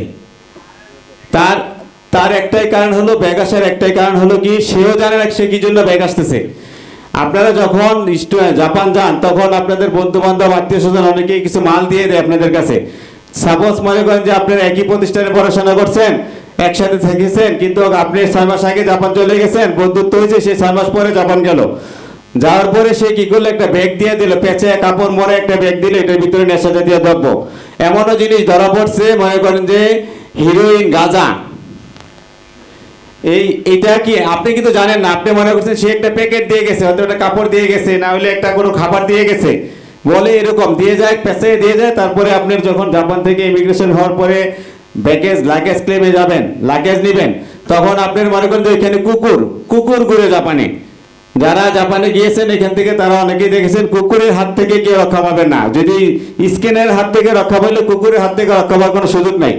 যখনই আপনাকে ধরবে, দেখবে যে আপনি কোনো নেশা জাতীয় দ্রব্য আছে, তখন আপনাকে ওইখান থেকে ইমিগ্রেশন দেশে ব্যাক করবে, কিন্তু আপনি কিন্তু জানেন না কি জানেন আপনাকে পাঠালো। তো দেখেন আপনার একটু অসাবধানতার জন্য আপনার লাইফ শেষ। আপনি আর কোনো দিন যদি নতুন জন্ম না করেন আপনি আর জাপান যেতে পারবেন না, কারণ আপনি জাপানে ব্ল্যাক লিস্ট হয়ে গেছেন। এই জন্য এই বিষয়টা আপনার প্রত্যেক এজেন্সিকে আমি অনুরোধ করবো এবং প্রত্যেক ছাত্রদেরকে বলবো, তোমরা যদি কারো জিনিসপত্র নিতে চাও নিবা, এবং যে জিনিসটাই দেখ তুমি ভালো করে চেক করে নিয়ে যাবা, যেন সেটা ভিতরে কোনো নেশা জাতীয় জিনিস আছে কিনা। আরেকটা জিনিস আমাদের স্টুডেন্টরা ভুল করে, এটার জন্য অনেক সমস্যা হয় ইমিগ্রেশনের ভিতরে, যে অনেক পরিমাণে মেডিসিন নিয়ে যায়, মেডিসিন বেশি নিতে পারবে কোনো সমস্যা নেই, মেডিসিনের সাথে প্রেসক্রিপশন লাগবে। প্যারাসিটামল নিয়ে যায় বলে 1000 পিস, প্যারাসিটামল নিয়ে যায় কয় পিস? 1000 পিস, মানে রান্না করে খাবে। তো এরকম অবস্থা মনে করেন যে এগুলো আপনি সতর্কতা করবেন যে এগুলো দরকার নাই। জাপানে যাবা তুমি 3 থেকে 4 দিনের ওষুধ নিয়ে যাবা, জাপানের সম্পূর্ণ ওষুধ ফ্রি, সব কিছু ফ্রি স্টুডেন্টদের জন্য। যেন তুমি প্রথম অবস্থায় যে একটু তোমার সময় লাগবে ডাক্তারের কাছে যেতে, এই জন্য তুমি 1 সপ্তাহের ওষুধ নিতে পারো, 15 দিনের ওষুধ নিতে পারো। কারো যদি রোগ থাকে, আপনার ওষুধ যদি নিতে হয় 1 মাসের ওষুধ দিবেন, অবশ্যই প্রেসক্রিপশন থাকতে হবে জাপানের, তাহলে আপনি সহজে এখান থেকে বের হয়ে যেতে পারবেন। যার জন্য এই জিনিসগুলো আপনাদের স্টুডেন্টকে সতর্ক করবেন, এবং এজেন্সিগুলো যারা জানেন না তারা এই ব্যাপারে একটু সতর্ক হবেন। দ্বিতীয় হলো ট্রানজিটের ক্ষেত্রে সতর্কতা অবলম্বন। ট্রানজিটের ক্ষেত্রে সতর্কতা বলতে যেটা, আমরা প্রত্যেকেই বাংলাদেশ বিমান এখন বন্ধ হয়ে গেছে, বন্ধ হওয়ার কারণে যে কোনো বিমানে আমরা ইউজ করি ওই বিমানটা ওই দেশে থামার ক্ষেত্রে আমরা অনেকেই হ্যান্ড লাগেজ যেটা নিয়েছি ওই নতুন যাওয়ার কারণে লাগেজটা উপরে রেখে দিয়ে নেমে যাই, আপনার পাসপোর্টের ব্যাগ রেখে নেমে যাই, মনে করে যে আমি এই বিমানে আবার যাব। তাই আপনাদেরকে এই জিনিসটা সতর্ক থাকতে হবে না, আপনি যখন ট্রানজিটে যাবেন হ্যান্ড লাগেজটা আপনাকে সাথে করে নিয়ে যেতে হবে। আবার নতুন বিমানে যখন উঠবেন তখন আপনি হ্যান্ড লাগেজ নিয়ে আবার নতুন বিমানে যাবেন, আবার জাপান থেকে যখন নামবেন ইমিগ্রেশনে যাওয়া পর্যন্ত হাতে করে নিয়ে যাবেন। এগুলো অনেকেই ভুল করে থাকে, অনেকে মোবাইল ফেলে রেখে চলে যান, অনেকে জরুরি পাসপোর্ট রেখে চলে যান। পরবর্তীতে এটার জন্য এজেন্সিকে অনেক আপনাদেরকে পিছনে সময় দিতে হয়, অথবা স্কুলকে অনেক সময় দিতে হয়। তো এগুলো তারা আমরা হয়তো বা বাংলাদেশিরা একটু মেনে নেই, কিন্তু স্কুলগুলো এগুলো ভালো চোখে দেখে না। তাই আপনাদেরকে সর্বোচ্চ সতর্ক থাকতে হবে আপনাদের মান সম্পর্কে। এবার আসি আমরা আমাদের যে জাপানে যে আমাদের association, Bangladesh student support association বাসাজের যে আমাদের কার্যক্রমগুলো জাপানে চালিয়ে থাকি, আমরা যখন জাপানে গেছি আমরা যদি এরকম সাপোর্ট পেতাম তাহলে আমরা আরো ভালো কিছু করতে পারতাম। আপনারা লাকি যে দিন দিন জাপানি স্টুডেন্ট অনেক বেশি যাচ্ছে, এবং বাংলাদেশের প্রত্যেকটি অ্যাসোসিয়েশনেই তারা তাদের ছাত্রদেরকে প্রতিযোগিতামূলক সাপোর্ট দেওয়ার জন্য তারা কাজ করতেছে। যেমন আপনি যখন এয়ারপোর্ট যাবেন, এয়ারপোর্ট গেলে কোনো না কোনো এজেন্সি মালিকগণ আপনারা এয়ারপোর্ট থেকে রিসিভ করার জন্য বসে আছে। দ্বিতীয় হলো আপনারা যখন জাপানে যান অনেকেই গ্রাম থেকে আসেন, আপনার যদি ফ্লাইটের ঘন্টা হয় 11 ঘন্টা, কিন্তু আপনি 25 ঘন্টা 26 ঘন্টা আগে বাড়ি থেকে বের হন, অনেকে প্লেনের খাবার খেতে পারেন না। এর জন্য আপনার মনে করেন যে আপনারা যখন জাপানে যান আমরা সর্বোত্তম চেষ্টা করি যে অন্তত বাংলাদেশি ডাল ভাত খাওয়ানোর জন্য, এবং আমাদের প্রত্যেকটা এজেন্সি এই সম্পর্কে সচেতন। আপনারা যাওয়ার পরে আশা করি ডাল ভাত খাওয়াতে পারো যদি আপনাদের রিজিক থাকে আর কি। তৃতীয়ত হলো ঠিকানা পরিবর্তনের সহযোগিতা, স্থায়ী বীমা করতে সহযোগিতা, সিল বানানোর সহযোগিতা, ব্যাংক অ্যাকাউন্ট খুলতে সহযোগিতা করা, মোবাইল ফোন ক্রয় করতে সহযোগিতা করা, প্রথম দিন স্কুলে নিয়ে যাওয়া, পার্ট টাইম চাকরির ব্যবস্থা করে দেওয়া, প্রথম দিন পার্ট টাইমের জন্য নিয়ে যাওয়া। এই কাজগুলো সবগুলো সার্ভিস আপনারা মনে করেন যে ইচ্ছা করলে আপনি স্কুল থেকেও পাবেন। স্কুল থেকে যদি আপনাকে এই সার্ভিসগুলো দেয় আপনার মিনিমাম এটা কভার হতে আপনার 1 থেকে 2 মাস লেগে যাবে। কিন্তু আমরা এজেন্সিগুলো দায়িত্ব নিয়ে, যেহেতু আপনারা প্রথম অবস্থায় ভাষা পারেন না, লিখতে পারেন না, এই জন্য আমরা এজেন্সিগুলো দায়িত্ব নিয়ে আমরা আপনাদেরকে এই কাজগুলো করে দিই যেন আপনারা তাড়াতাড়ি পারতেন। এই কার্যক্রমগুলো এখানে যে এই পর্যন্ত যে ধাপগুলো আছে, এই ধাপগুলো ফিল আপ না হলে আপনি পার্ট টাইমের জন্য আমরা আপনাদেরকে অ্যাপ্লাই করতে পারবো না। তার জন্য আমরা চেষ্টা করি আপনারা যত তাড়াতাড়ি জাপান যাওয়ার যত তাড়াতাড়ি সম্ভব আপনাদেরকে একটা পার্ট টাইম দিয়ে দেওয়ার জন্য, তাহলে আপনার মেন্টালি ভাবে একটু স্ট্রং থাকবেন একটা পার্ট টাইম পেয়ে গেলে। এবার আসি বায়োডাটা তৈরি করে সহযোগিতা করা। এটার জন্য জেপিটিকে একটা ধন্যবাদ না দিলে হয়, এবং জেপিটির জন্য একটা করতালি আমি যাচ্ছি আপনাদের কাছ থেকে। আমি এটা নিয়ে এক্সপ্লেন করতেছি। আজকে আপনারা এখানে অডিয়েন্সে আসছেন যারা, তারা প্রত্যেকে একটা ফাইল পেয়েছেন কি? এই ফাইলটার ভিতরে কি আছে? একটা বায়োডাটা আছে। আমরা আপনাদেরকে বাংলাদেশে বায়োডাটা দিয়ে দিচ্ছি যেন আপনি 1 সপ্তাহ আগে জাপান থেকে কাজ পেতে পারেন। এবং এখানে আমরা একটা বায়োডাটার সাথে আমরা একটা নমুনা কপি দিয়েছি আপনাদেরকে, যেন আপনারা শুধু অ্যাড্রেসটা বাদ দিয়ে বাকি জায়গাটা আপনারা এখান থেকে ফিল আপ করে নিয়ে যাবেন।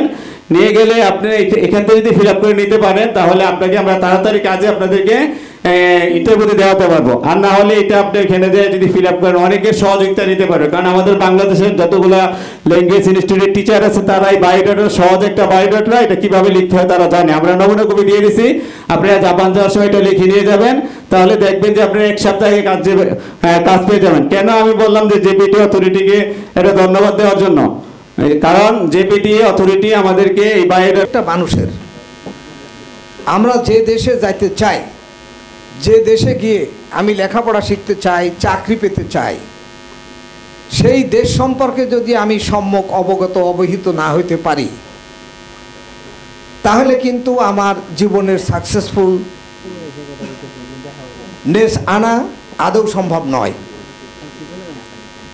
এখানে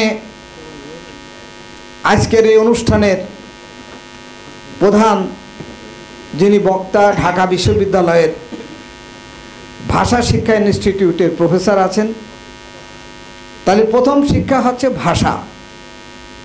ভাষা না জানলে আপনি কিছু করতে পারবেন না, আপনার চাহিদা পূরণ করতে পারবেন না। সুতরাং ভাষা আমাদের আগে শিখতে হবে, এবং আমরা যে দেশের মানুষ এবং আমরা যে দেশ থেকে যেখানে যেতে চাচ্ছি সেই দেশের অবস্থান, সেই দেশের এরিয়া, সেই দেশে কি কি সুবিধা আছে, অর্থাৎ আমরা জাপানে যাই নাকি আমেরিকা যাই বা বাংলাদেশে অন্য দেশের লোক আসুক, সেই যে যেখানে যাক, যেখানে অবস্থান করুক, সেই দেশ সম্পর্কে তাকে সম্যকভাবে জানতে হবে। যদি তা না জানে তাহলে আপনারা যারা জাপানে যাবেন তারা যে কর্ম চাচ্ছেন, তারা যে শিক্ষা চাচ্ছেন, তারা যে বিদ্যালয়ে ভর্তি হয়ে সফলতা অর্জন করতে চাচ্ছেন সেই বিষয়ে আপনাকে জানতে হবে।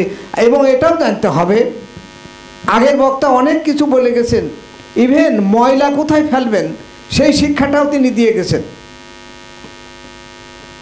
আপনি ওখানে যে কাজ পাবেন কিনা, আপনি এখানে দেখেন আমার দেশের এরিয়া হচ্ছে 3,77,975 বর্গ কিলোমিটার, 1,45,937, আর জাপানে হচ্ছে 3,77,975, আর বাংলাদেশে হচ্ছে মাত্র 1,43,998। তাহলে আমার দেশ থেকে জাপান অনেক বড় দেশ। লোক সংখ্যার দিক দিয়ে বিবেচনা করলে আমার 180 মিলিয়ন লোক, জাপানে সেখানে লোক সংখ্যা হচ্ছে অনেক বেশি, আমাদের থেকে কম। আমরা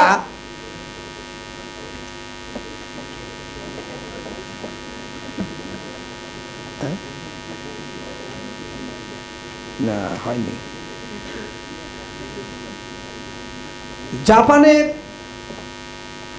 ল্যান্ড অফ এরিয়া আর বাংলাদেশের ল্যান্ড অফ এরিয়া আপনারা দেখতে পাচ্ছেন যে শত শত দ্বীপ নিয়ে জাপান গঠিত। বাংলাদেশে কিন্তু সেটা নয়। জাপানের যে সিটিজ, মেন যে 20টা বড় বড় সিটি, সেগুলো এখানে আমি তুলে ধরেছি, এবং যে দ্বীপগুলি এখানে আছে সেটাও দেখতে পাচ্ছেন আপনারা।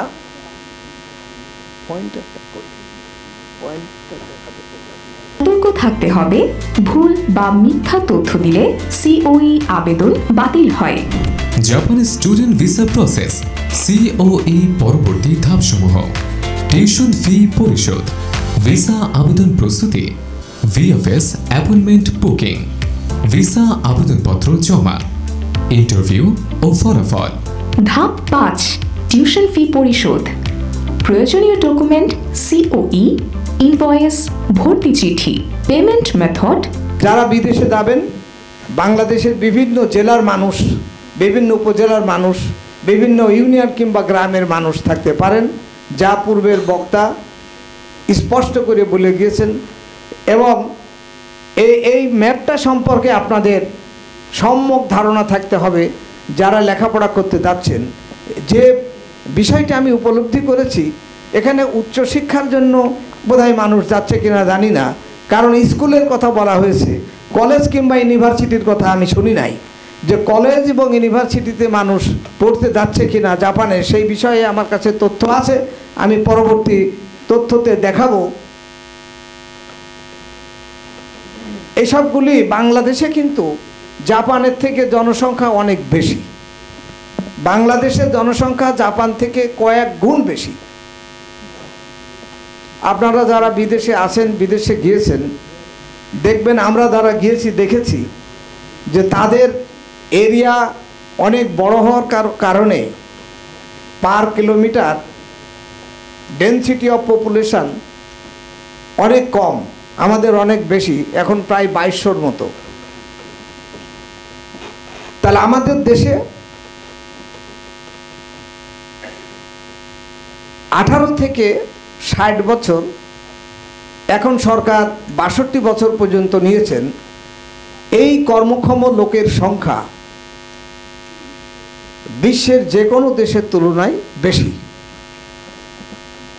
সুতরাং আমরা বর্তমানে যে ফরেন রেমিটেন্স পাচ্ছি ভারতের থেকে কিছুটা কম হলেও আমাদের কিন্তু রেমিটেন্সের আকার এবং প্রকার অনেক বেশি। Sheikh Shoaib, chairman Takara Japanese academy. Himuro Farid, chairman institute of modern Japan language school. Mohammad Enamul Hossain Moin, chairman Azora Japanese institute and consultancy. Mohammad Moinul Islam, chair language centre. Jihad MATR, chairman Sunshine Japanese language school.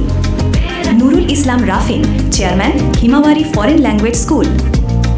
Mohammad Abdur Razzak, chairman Ambition Japanese language institute. Shamim Hasan, chairman Japanese conversation academy. Mohammad Kamrul Islam, chairman Island academy. Mohammad Irfan Hossain, chairman campus education. MM Tarikul Islam, chairman Anshin Japanese language training.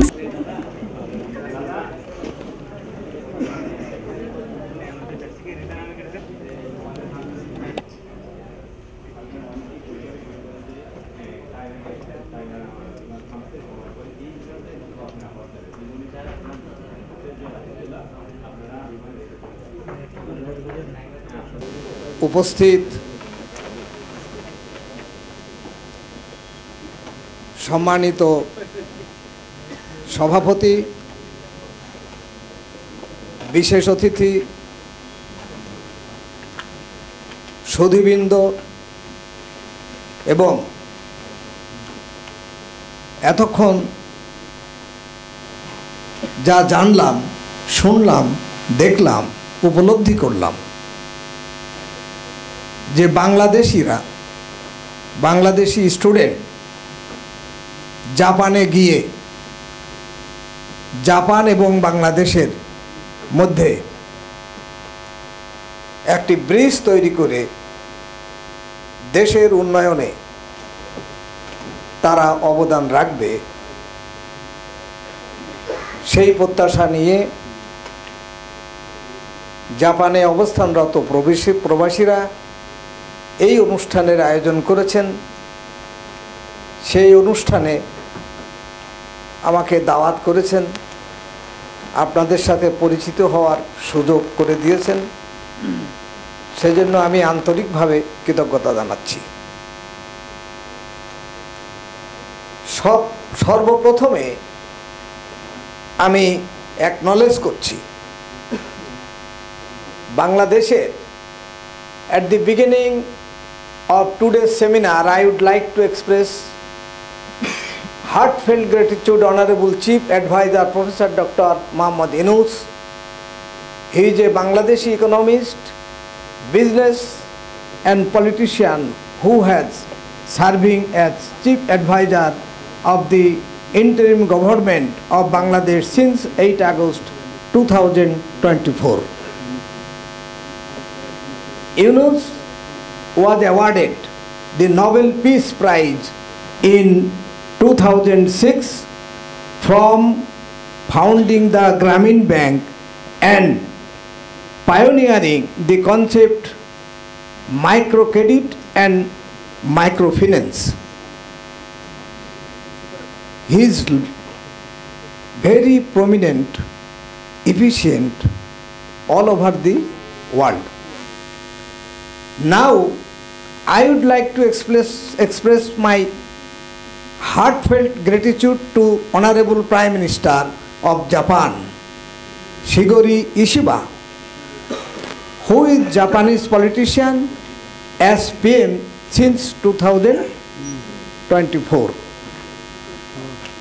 Both of them are very respectable, everyone.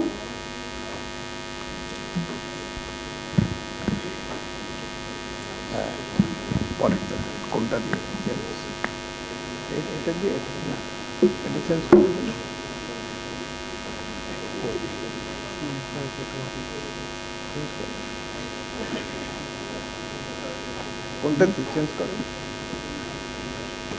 Slide change করুন।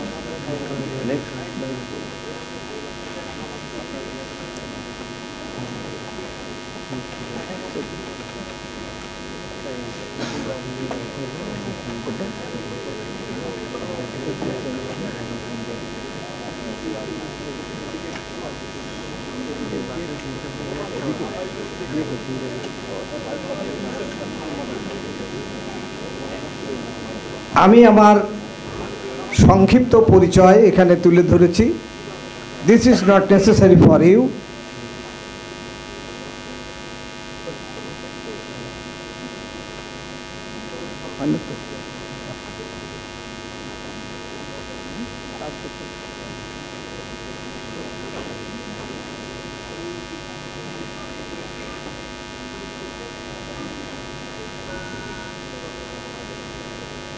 আমার মনে হয় যিনি আগের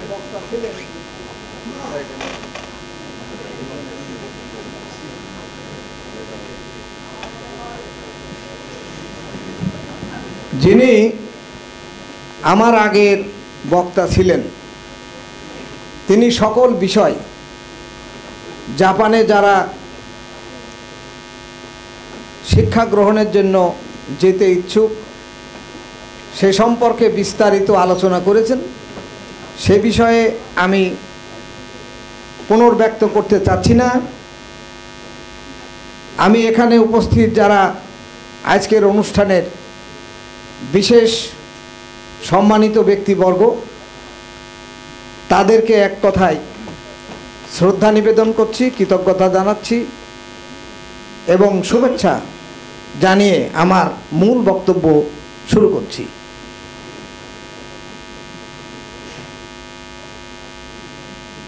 কাজ হয় না, আপনার এখানে কাজ হয় না।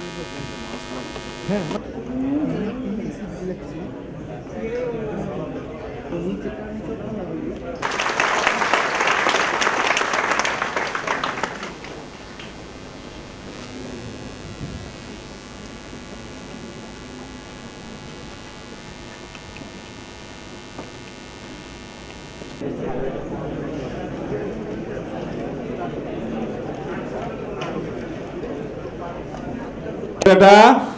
জন্য সহযোগিতা করছে। আমাদের এখানে অডিয়েন্সে 500-এরও বেশি আপনাদের স্টুডেন্ট আছে।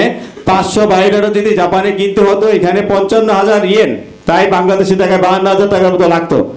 তো সেটা আমরা আপনাদেরকে জেপিটির মাধ্যমে আমরা এটা আপনাদেরকে ব্যবস্থা করে দিয়েছি এবং আমাদেরকে সার্বক্ষণিকভাবে জেপিটির যে অথরাইজার রঞ্জন দাস আপনারা অনেকেই চিনেন, যে উনি আমাদেরকে সেমিনার করার জন্য বিশেষ করে আমাকে সর্বাত্মক পরামর্শ এবং সহযোগিতা করে আসছে। তাই জেপিজি রঞ্জন দাস যদি আজকে বাংলাদেশে থাকতো তাহলে উনি হয়তো আমাদের এখানে আজকে উপস্থিত থাকতো আমাদের সেমিনারে। তো আমি এই অঞ্জন দাসের জন্য আপনাদের কাছ থেকে একটা করতালি আশা করছি।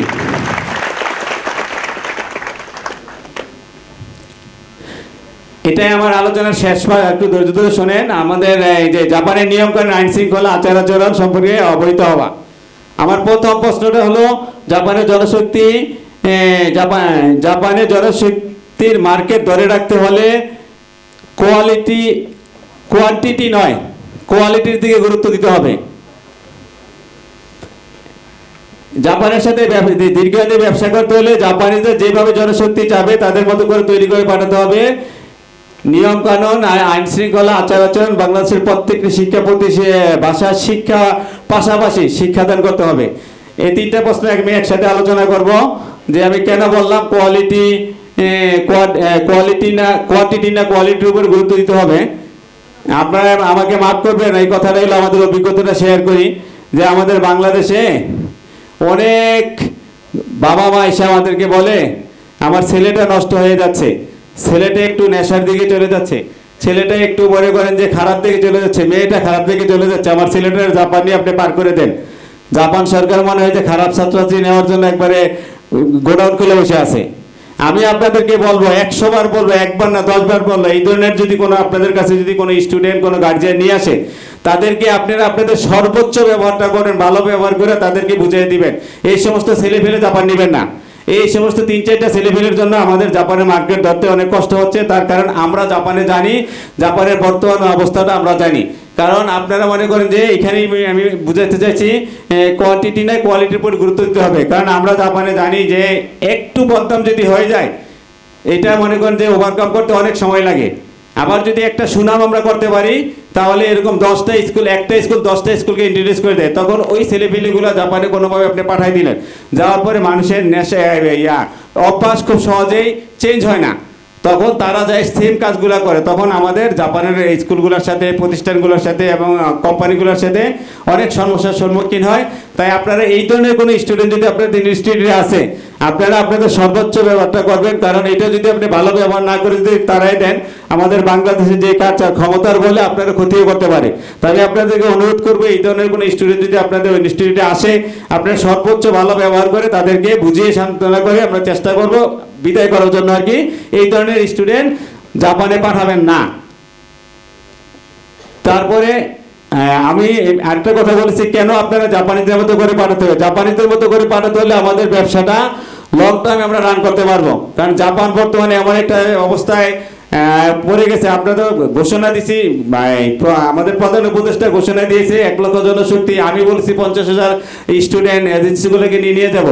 1.5 লাখ না 5 বছরে যদি মনে করেন যে 7.5 লাখও যদি স্টুডেন্ট পাঠাতে চাই, আমরা জাপানে পাঠাতে পারবো। কিন্তু তার জন্য আমাদেরকে কাজ করতে হবে, কোয়ালিটির উপর গুরুত্ব দিতে হবে। যে আমরা যদি কোয়ালিটিপূর্ণ স্টুডেন্ট পাঠাতে পারি, তাহলে কি হবে, যে আমি একটা স্কুলে একটা স্টুডেন্ট পাঠিয়েছি, যখন আমার ভালো স্টুডেন্টগুলা ভালো করতেছে, তখন ওই স্কুলগুলাই আবার আরো 10টা স্কুলকে আমার ইন্ট্রোডিউস করতে হবে। তখন কিন্তু আমাদেরকে মনে করেন যে স্কুলের প্রতি অপেক্ষা করতে হবে না। তাই আমরা এই জিনিসটার ভিতরে নজর দিব। আরেকটা জিনিস হলো, আমরা যে নিয়ম কানুনের ক্ষেত্রে আমাদেরকে বাংলাদেশ থেকে এখন শিখিয়ে নিয়ে যেতে হবে, তাহলে আমরা জাপানিদের মতো করে আমরা স্টুডেন্ট পাঠাতে পারবো। নিয়ম কানুনগুলো একেবারে সহজ, একেবারে মানা সহজ। 2-একটা এক্সাম্পল আমি এখানে বলি। যেমন আমাদের দেশে বাংলাদেশের সাথে জাপানের সম্পর্ক, টাইমের ব্যবধান হলো 3 ঘন্টা। জাপানিজরা আপনার মনে করেন সর্বোচ্চ রাত্র 9টার ভিতরে ঘুমিয়ে পড়ে। আমাদের স্টুডেন্টরা, বা আমাদের দেশের না, অন্যান্য দেশের স্টুডেন্টরা মনে করেন যে এখানে কাজ করে রাত্র 11টা-12টার সময় আসে, আসার পরে মনে করেন যে তখন জাপানিজরা ঘুমায়।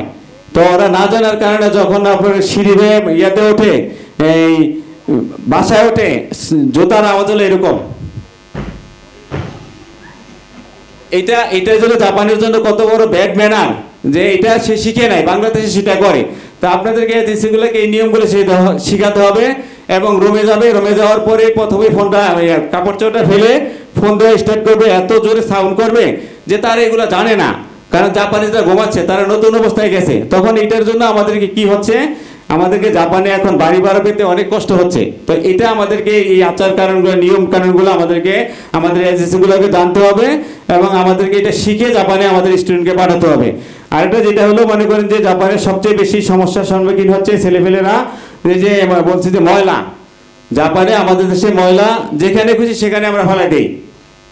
আমাদেরকে জাপান যেতে হলে, জাপানিদের মতো হয়ে যেতে হলে আজকে থেকে প্রতিজ্ঞাবদ্ধ হতে হবে, আমরা যেখানে খুশি সেখানে ময়লা ফেলবো না।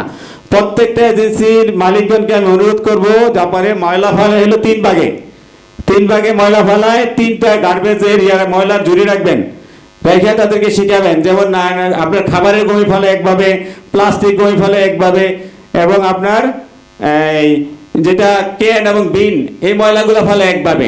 এই 3টা ময়লা 3 ভাগে না ফেলালে আপনার মনে করেন যে যদি আপনি এগুলো যদি না জানেন, প্রথম অবস্থাতে ময়লা একসাথে ফেলবেন, তখন হয়তো বা ওরা কিছুই বলবে না, পুলিশকে কমপ্লেন করে দিবে। আপনি পুলিশ প্রথম দিন এসে আপনাকে সতর্ক করবে, দ্বিতীয় দিন সতর্ক করবে, তৃতীয় দিন আপনাকে রক্ষা করবে। মিনিমাম বাংলাদেশি টাকায় 1 লাখ থেকে 5 লাখ টাকা আপনাকে জরিমানা করবে।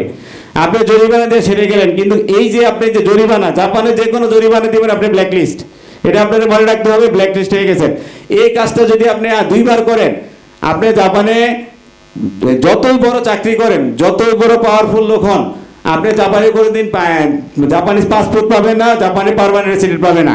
এই ছোটখাটো ভুলগুলোর জন্য আপনারা সতর্ক থাকতে হবে। আপনি মনে করছেন যে এটা আমি একটা ভুল করছি, সেরে গেছি, এটা কিন্তু আপনার রেকর্ড থাকে তাদের এখানে। আপনারা এই জিনিসগুলো সবচেয়ে বেশি আপনারা গুরুত্ব দিবেন। নিয়ম কানুনের ভিতরে যে ময়লার যে ব্যাপারটা বললাম, এটা আপনাদের প্রতিষ্ঠানের প্রত্যেকটা স্টুডেন্টকে শিখিয়ে দিবেন। আচার আচরণ, নিয়ম কানুন, যে আমাদের টাইমের যে ব্যবধান, এগুলো তাদেরকে জানিয়ে দিবেন। যে তোমরা, সবচেয়ে বড় কথা হলো আমরা কিন্তু এখানে বাংলাদেশকে জাপানের মাটিতে রিপ্রেজেন্ট করতে যাচ্ছি। তো ঠিক আমাদেরকে এরকমভাবে যেতে হবে যেন আমাদেরকে জাপানিজরা মনে করে যে না, অন্তত এই দেশটা, যদিও আমরা আরেকটা কথা না বললেই নয়, যে অন্যান্য দেশের সাথে কম্পেয়ার করলে বাংলাদেশে আমাদের 2টা পজিটিভ সাইড আছে বাঙালিদের জন্য। একটা হলো মনে করেন যে আপনারা সবাই জানেন, দেশ স্বাধীন হওয়ার পর থেকে জাপানিজরা আমাদের সাথে একটা সুসম্পর্ক আছে এবং আমরা অনেক সহযোগিতা করতেছে। দ্বিতীয় কথা হলো বাংলাদেশ থেকে যেই যাক না কেন, আমি মাঝে মাঝে একটা কথা বলি আমি সেমিনারে, যে চোরটা বদমাশ, আমাদের কুমিল্লার ভাষা আর কি, এটা যে এগুলো গেলেও জাপান দিয়ে ভালো হয়ে যায়। এবং তারা 2টা পজিটিভ সাইড হলো, একটা কাজের ক্ষেত্রে এতই মনে করেন যে সচেতন, এবং আরেকটা হলো স্কুলের ক্ষেত্রে। অন্যান্য দেশের সাথে কম্পেয়ার করলে নেপাল বলেন, ভিয়েতনাম বলেন বা চায়নাও যদি বলেন, বাংলাদেশ এখানে এগিয়ে আছে। তো আমাদের এই 2টা জিনিসে আমাদের কাজে লাগাতে হবে। আবার আমরা যদি এখন নিয়মকানুনগুলো মেনে আমরা চলতে পারি, এবং চায়না এবং নেপালের মানে ভিয়েতনাম এবং নেপালের প্রতি জাপানের একটা অনীহা চলে আসছে, আমাদের চেয়ে বেশি ওরা ওই দেশে অকারেন্স করে, কিন্তু আমাদের জন্য একটা ভালো সুযোগ আছে। তো আমরা যদি এই নিয়মকানুনগুলো মেনে চলতে পারি, আমরা যদি এখান থেকে এই নিয়মগুলো শিখিয়ে পাঠাতে পারি, আমরা এক সময় ইনশাল্লাহ জাপান মানে বাংলাদেশ জাপানে রাজ করবে। আপনারা কি চান সেটা? তাহলে ইনশাল্লাহ আমরা এই নিয়মগুলো মানবো তো, আমরা এগুলো শিখিয়ে দিব তো। যে ধন্যবাদ। আমার আলোচনা মোটামুটি আমি আলোচনা এখানে শেষ করছি। তার আগে আমি একটু আরেকটা আমাদের যে বাসাস যে এত কার্যক্রম করতেছে, তাদের আমাদের সদস্য পরিচিতিগুলো এখানে আমি তুলে ধরছি ভিডিওর মাধ্যমে। কেন তুলে ধরছি আপনাদেরকে? যে এটা আপনাদের জন্যই, যে আপনারা যেন আমাদের যে সদস্যগুলোকে, আমাদের এখানে আমাদের বাসাদের মেম্বার সবাই না, আমরা বাংলাদেশে যে কোনো জনশক্তি জাপান যাবে, আমরা চেষ্টা করব বাংলাদেশ দূতাবাসকে সাথে নিয়ে আপনাদেরকে যে কোনো সমস্যার সমাধান করার জন্য। এই জন্য আপনারা যদি পরিচিতিটা যদি জেনে থাকেন তাহলে আপনারা জাপান যাওয়ার পরে আপনার হয়তো আপনাদের প্রতিনিধিগণ এখানে নাই, কিন্তু আমরা আছি। আমরা সারা বাংলাদেশের যত স্টুডেন্ট জাপান যাবে, জনশক্তি যাবে, আমরা তাদেরকে বাসাজ আমরা চেষ্টা করব আপনাদেরকে সাপোর্ট দেওয়ার জন্য। তার জন্য আমরা বাসাজের পরিচিতিটা একটু ভিডিওর মাধ্যমে তুলে ধরবো। আর একটু ধৈর্য ধরেন, ভিডিওটার হয়তো বা 2 থেকে 2.5 মিনিট হবে। ধন্যবাদ। নাগামাৎসু ফারুক।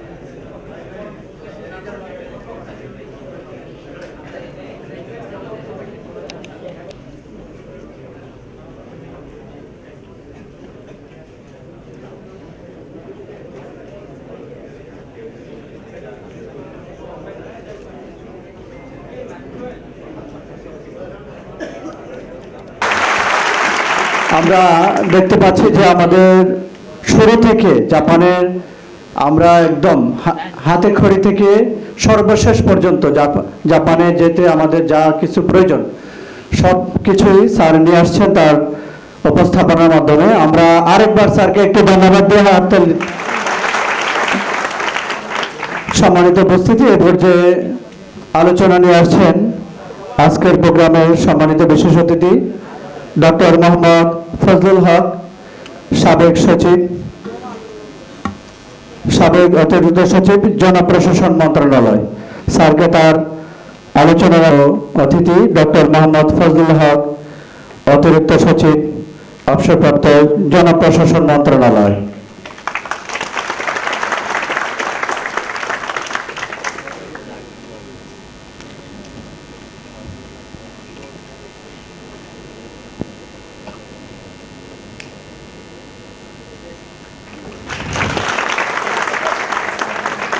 ক্রেস্ট প্রদান করার জন্য প্রস্তুত থাকবেন মোহাম্মদ শফিকুল ইসলাম সোহেল। জানাচ্ছি ধন্যবাদ। একটু ফটো সেশন, আমি একটু ফটো সেশনের জন্য অতিথিদেরকে একটু সামনে আসার জন্য অনুরোধ করবো। একটু ক্লোজ হয়ে আমরা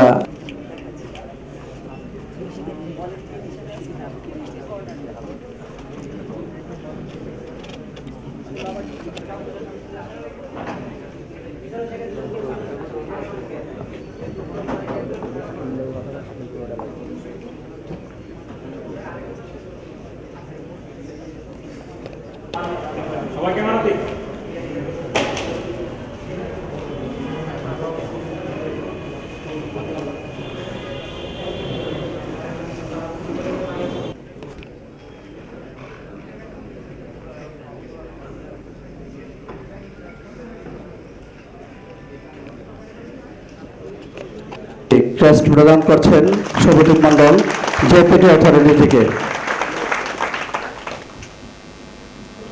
সম্মানিত উপস্থিতি, এই পর্যায়ে ক্রেস্ট গ্রহণ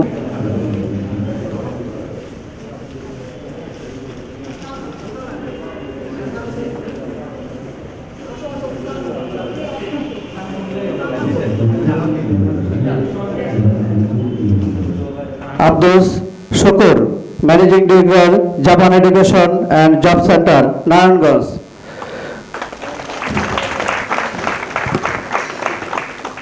ক্রেস্ট তুলে দিচ্ছেন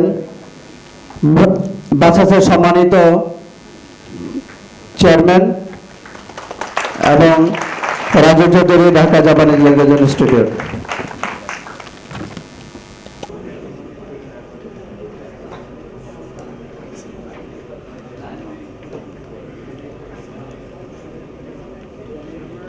Vishnu Kumar Adhikari, professor, university of Hyogo, Japan.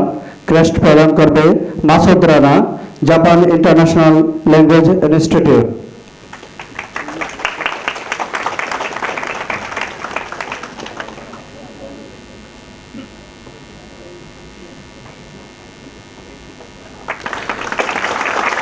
Crest গ্রহণ করছেন doctor Bishnu Kumar Adhikari, professor, university of Hyogo, Japan.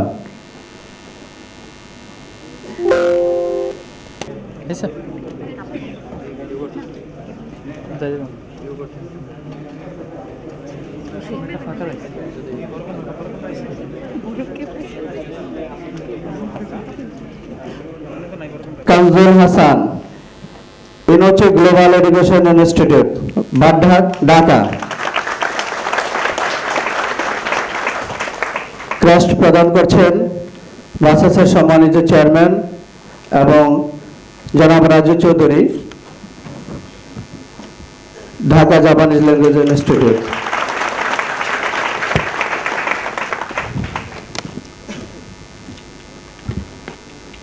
Crest গ্রহণ করার জন্য মঞ্চে আসার জন্য অনুরোধ করছি জনাব MD Maruf Khan, basic Japanese language school, Uttara, Dhaka. Crest প্রদান করবেন ডক্টর জনাব নাগামর্স ফারুক ও রাজু চৌধুরী।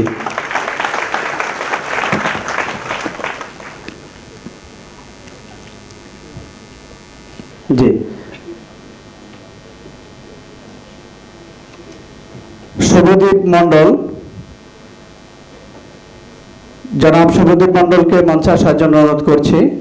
জেপিটি অথরিটি। জেপিটি অথরিটি আমাদের আজকের এই প্রোগ্রাম পরিচালনা এবং প্রোগ্রামের আয়োজন, আজকের এই আমাদের এই পরিবেশ সৃষ্টি করার ক্ষেত্রে ওনারা সর্বাত্মক সহযোগিতা করেছেন। আমাদের বাসাসের পক্ষ থেকে আমরা ধন্যবাদ জানাচ্ছি। বেস্ট পারফরমার হিসেবে ক্রেস্ট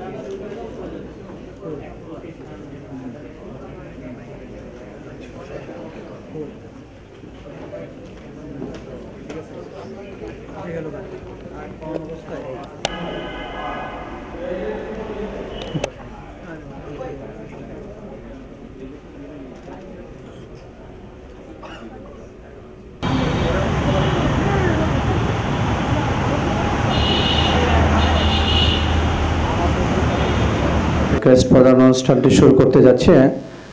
আমি এই পাশ থেকে সবাইকে একটু প্রস্তুত থাকার জন্য অনুরোধ করছি।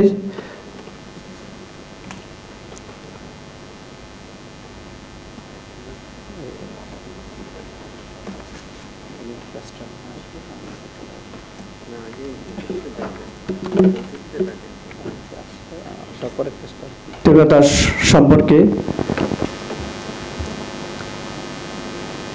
শিক্ষা দেওয়ার উদ্দেশ্যে মূলত আয়োজিত সেমিনারে উপস্থিত আছেন আজকের প্রোগ্রামের সম্মানিত সভাপতি জনাব doctor Mohammad Ansarul Alam, professor, institute of modern language, Dhaka বিশ্ববিদ্যালয়, কনভেনর, জেপিটি এক্সাম। সম্মানিত উপস্থিতি, আমাদের মাঝে উপস্থিত হয়েছেন ডক্টর মোহাম্মদ ফজলুল হক, অতিরিক্ত সচিব, গণপ্রজাতন্ত্রী বাংলাদেশ সরকার। আমাদের মাঝে আরো উপস্থিত হয়েছেন ডক্টর মোহাম্মদ ফারুক হুসাইন, সাবেক অতিরিক্ত সচিব। সম্মানিত উপস্থিতি, আমাদের মাঝে উপস্থিত হয়েছেন doctor Mohammad Bishnu Kumar Adhikari, professor, university of Hyogo, Japan. অতিথি হিসেবে আমাদের মাঝে উপস্থিত আছেন আহমদুল ইসলাম বাবু, ডিরেক্টর, জেবিসিসিআই ও সিও টেকনোগ্রাম লিমিটেড, উপদেষ্টা, বাসাস। আমাদের মাঝে উপস্থিত আছেন অবসরপ্রাপ্ত অধ্যাপক জনাব অজয় মিত্র, উপদেষ্টা, বাসাস। সম্মানিত উপস্থিতি, আমরা আজকের এই প্রোগ্রাম শুরু করতে যাচ্ছি সম্মানিত সভাপতির অনুমতিক্রমে। ধন্যবাদ। সম্মানিত সভাপতি ডক্টর মোহাম্মদ আনসারুল আলম আজকের প্রোগ্রামের শুরু করার জন্য অনুমতি দেওয়ায়। সম্মানিত উপস্থিতি, কোরআনুল কারিম তিলাওয়াতের মাধ্যমে আমাদের আজকের এই প্রোগ্রাম শুরু হবে। কোরআনুল কারিম থেকে তিলাওয়াত করছেন জনাব সালমান ফারাবি। সালমান ফারাবিকে কোরআন তিলাওয়াত করার জন্য অনুরোধ করছি।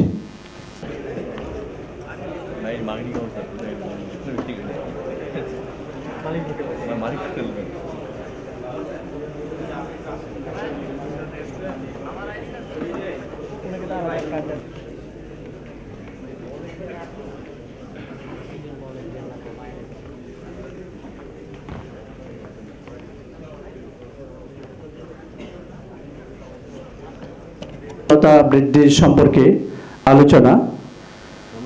আলোচনা নিয়ে আসছেন জনাব Nagamatsu Farooq, president, Bangladesh student support association in জাপানের সম্মানিত প্রেসিডেন্ট জনাব নাগামাটসু ফারুককে তার আলোচনা নিয়ে আসার জন্য অনুরোধ করছি।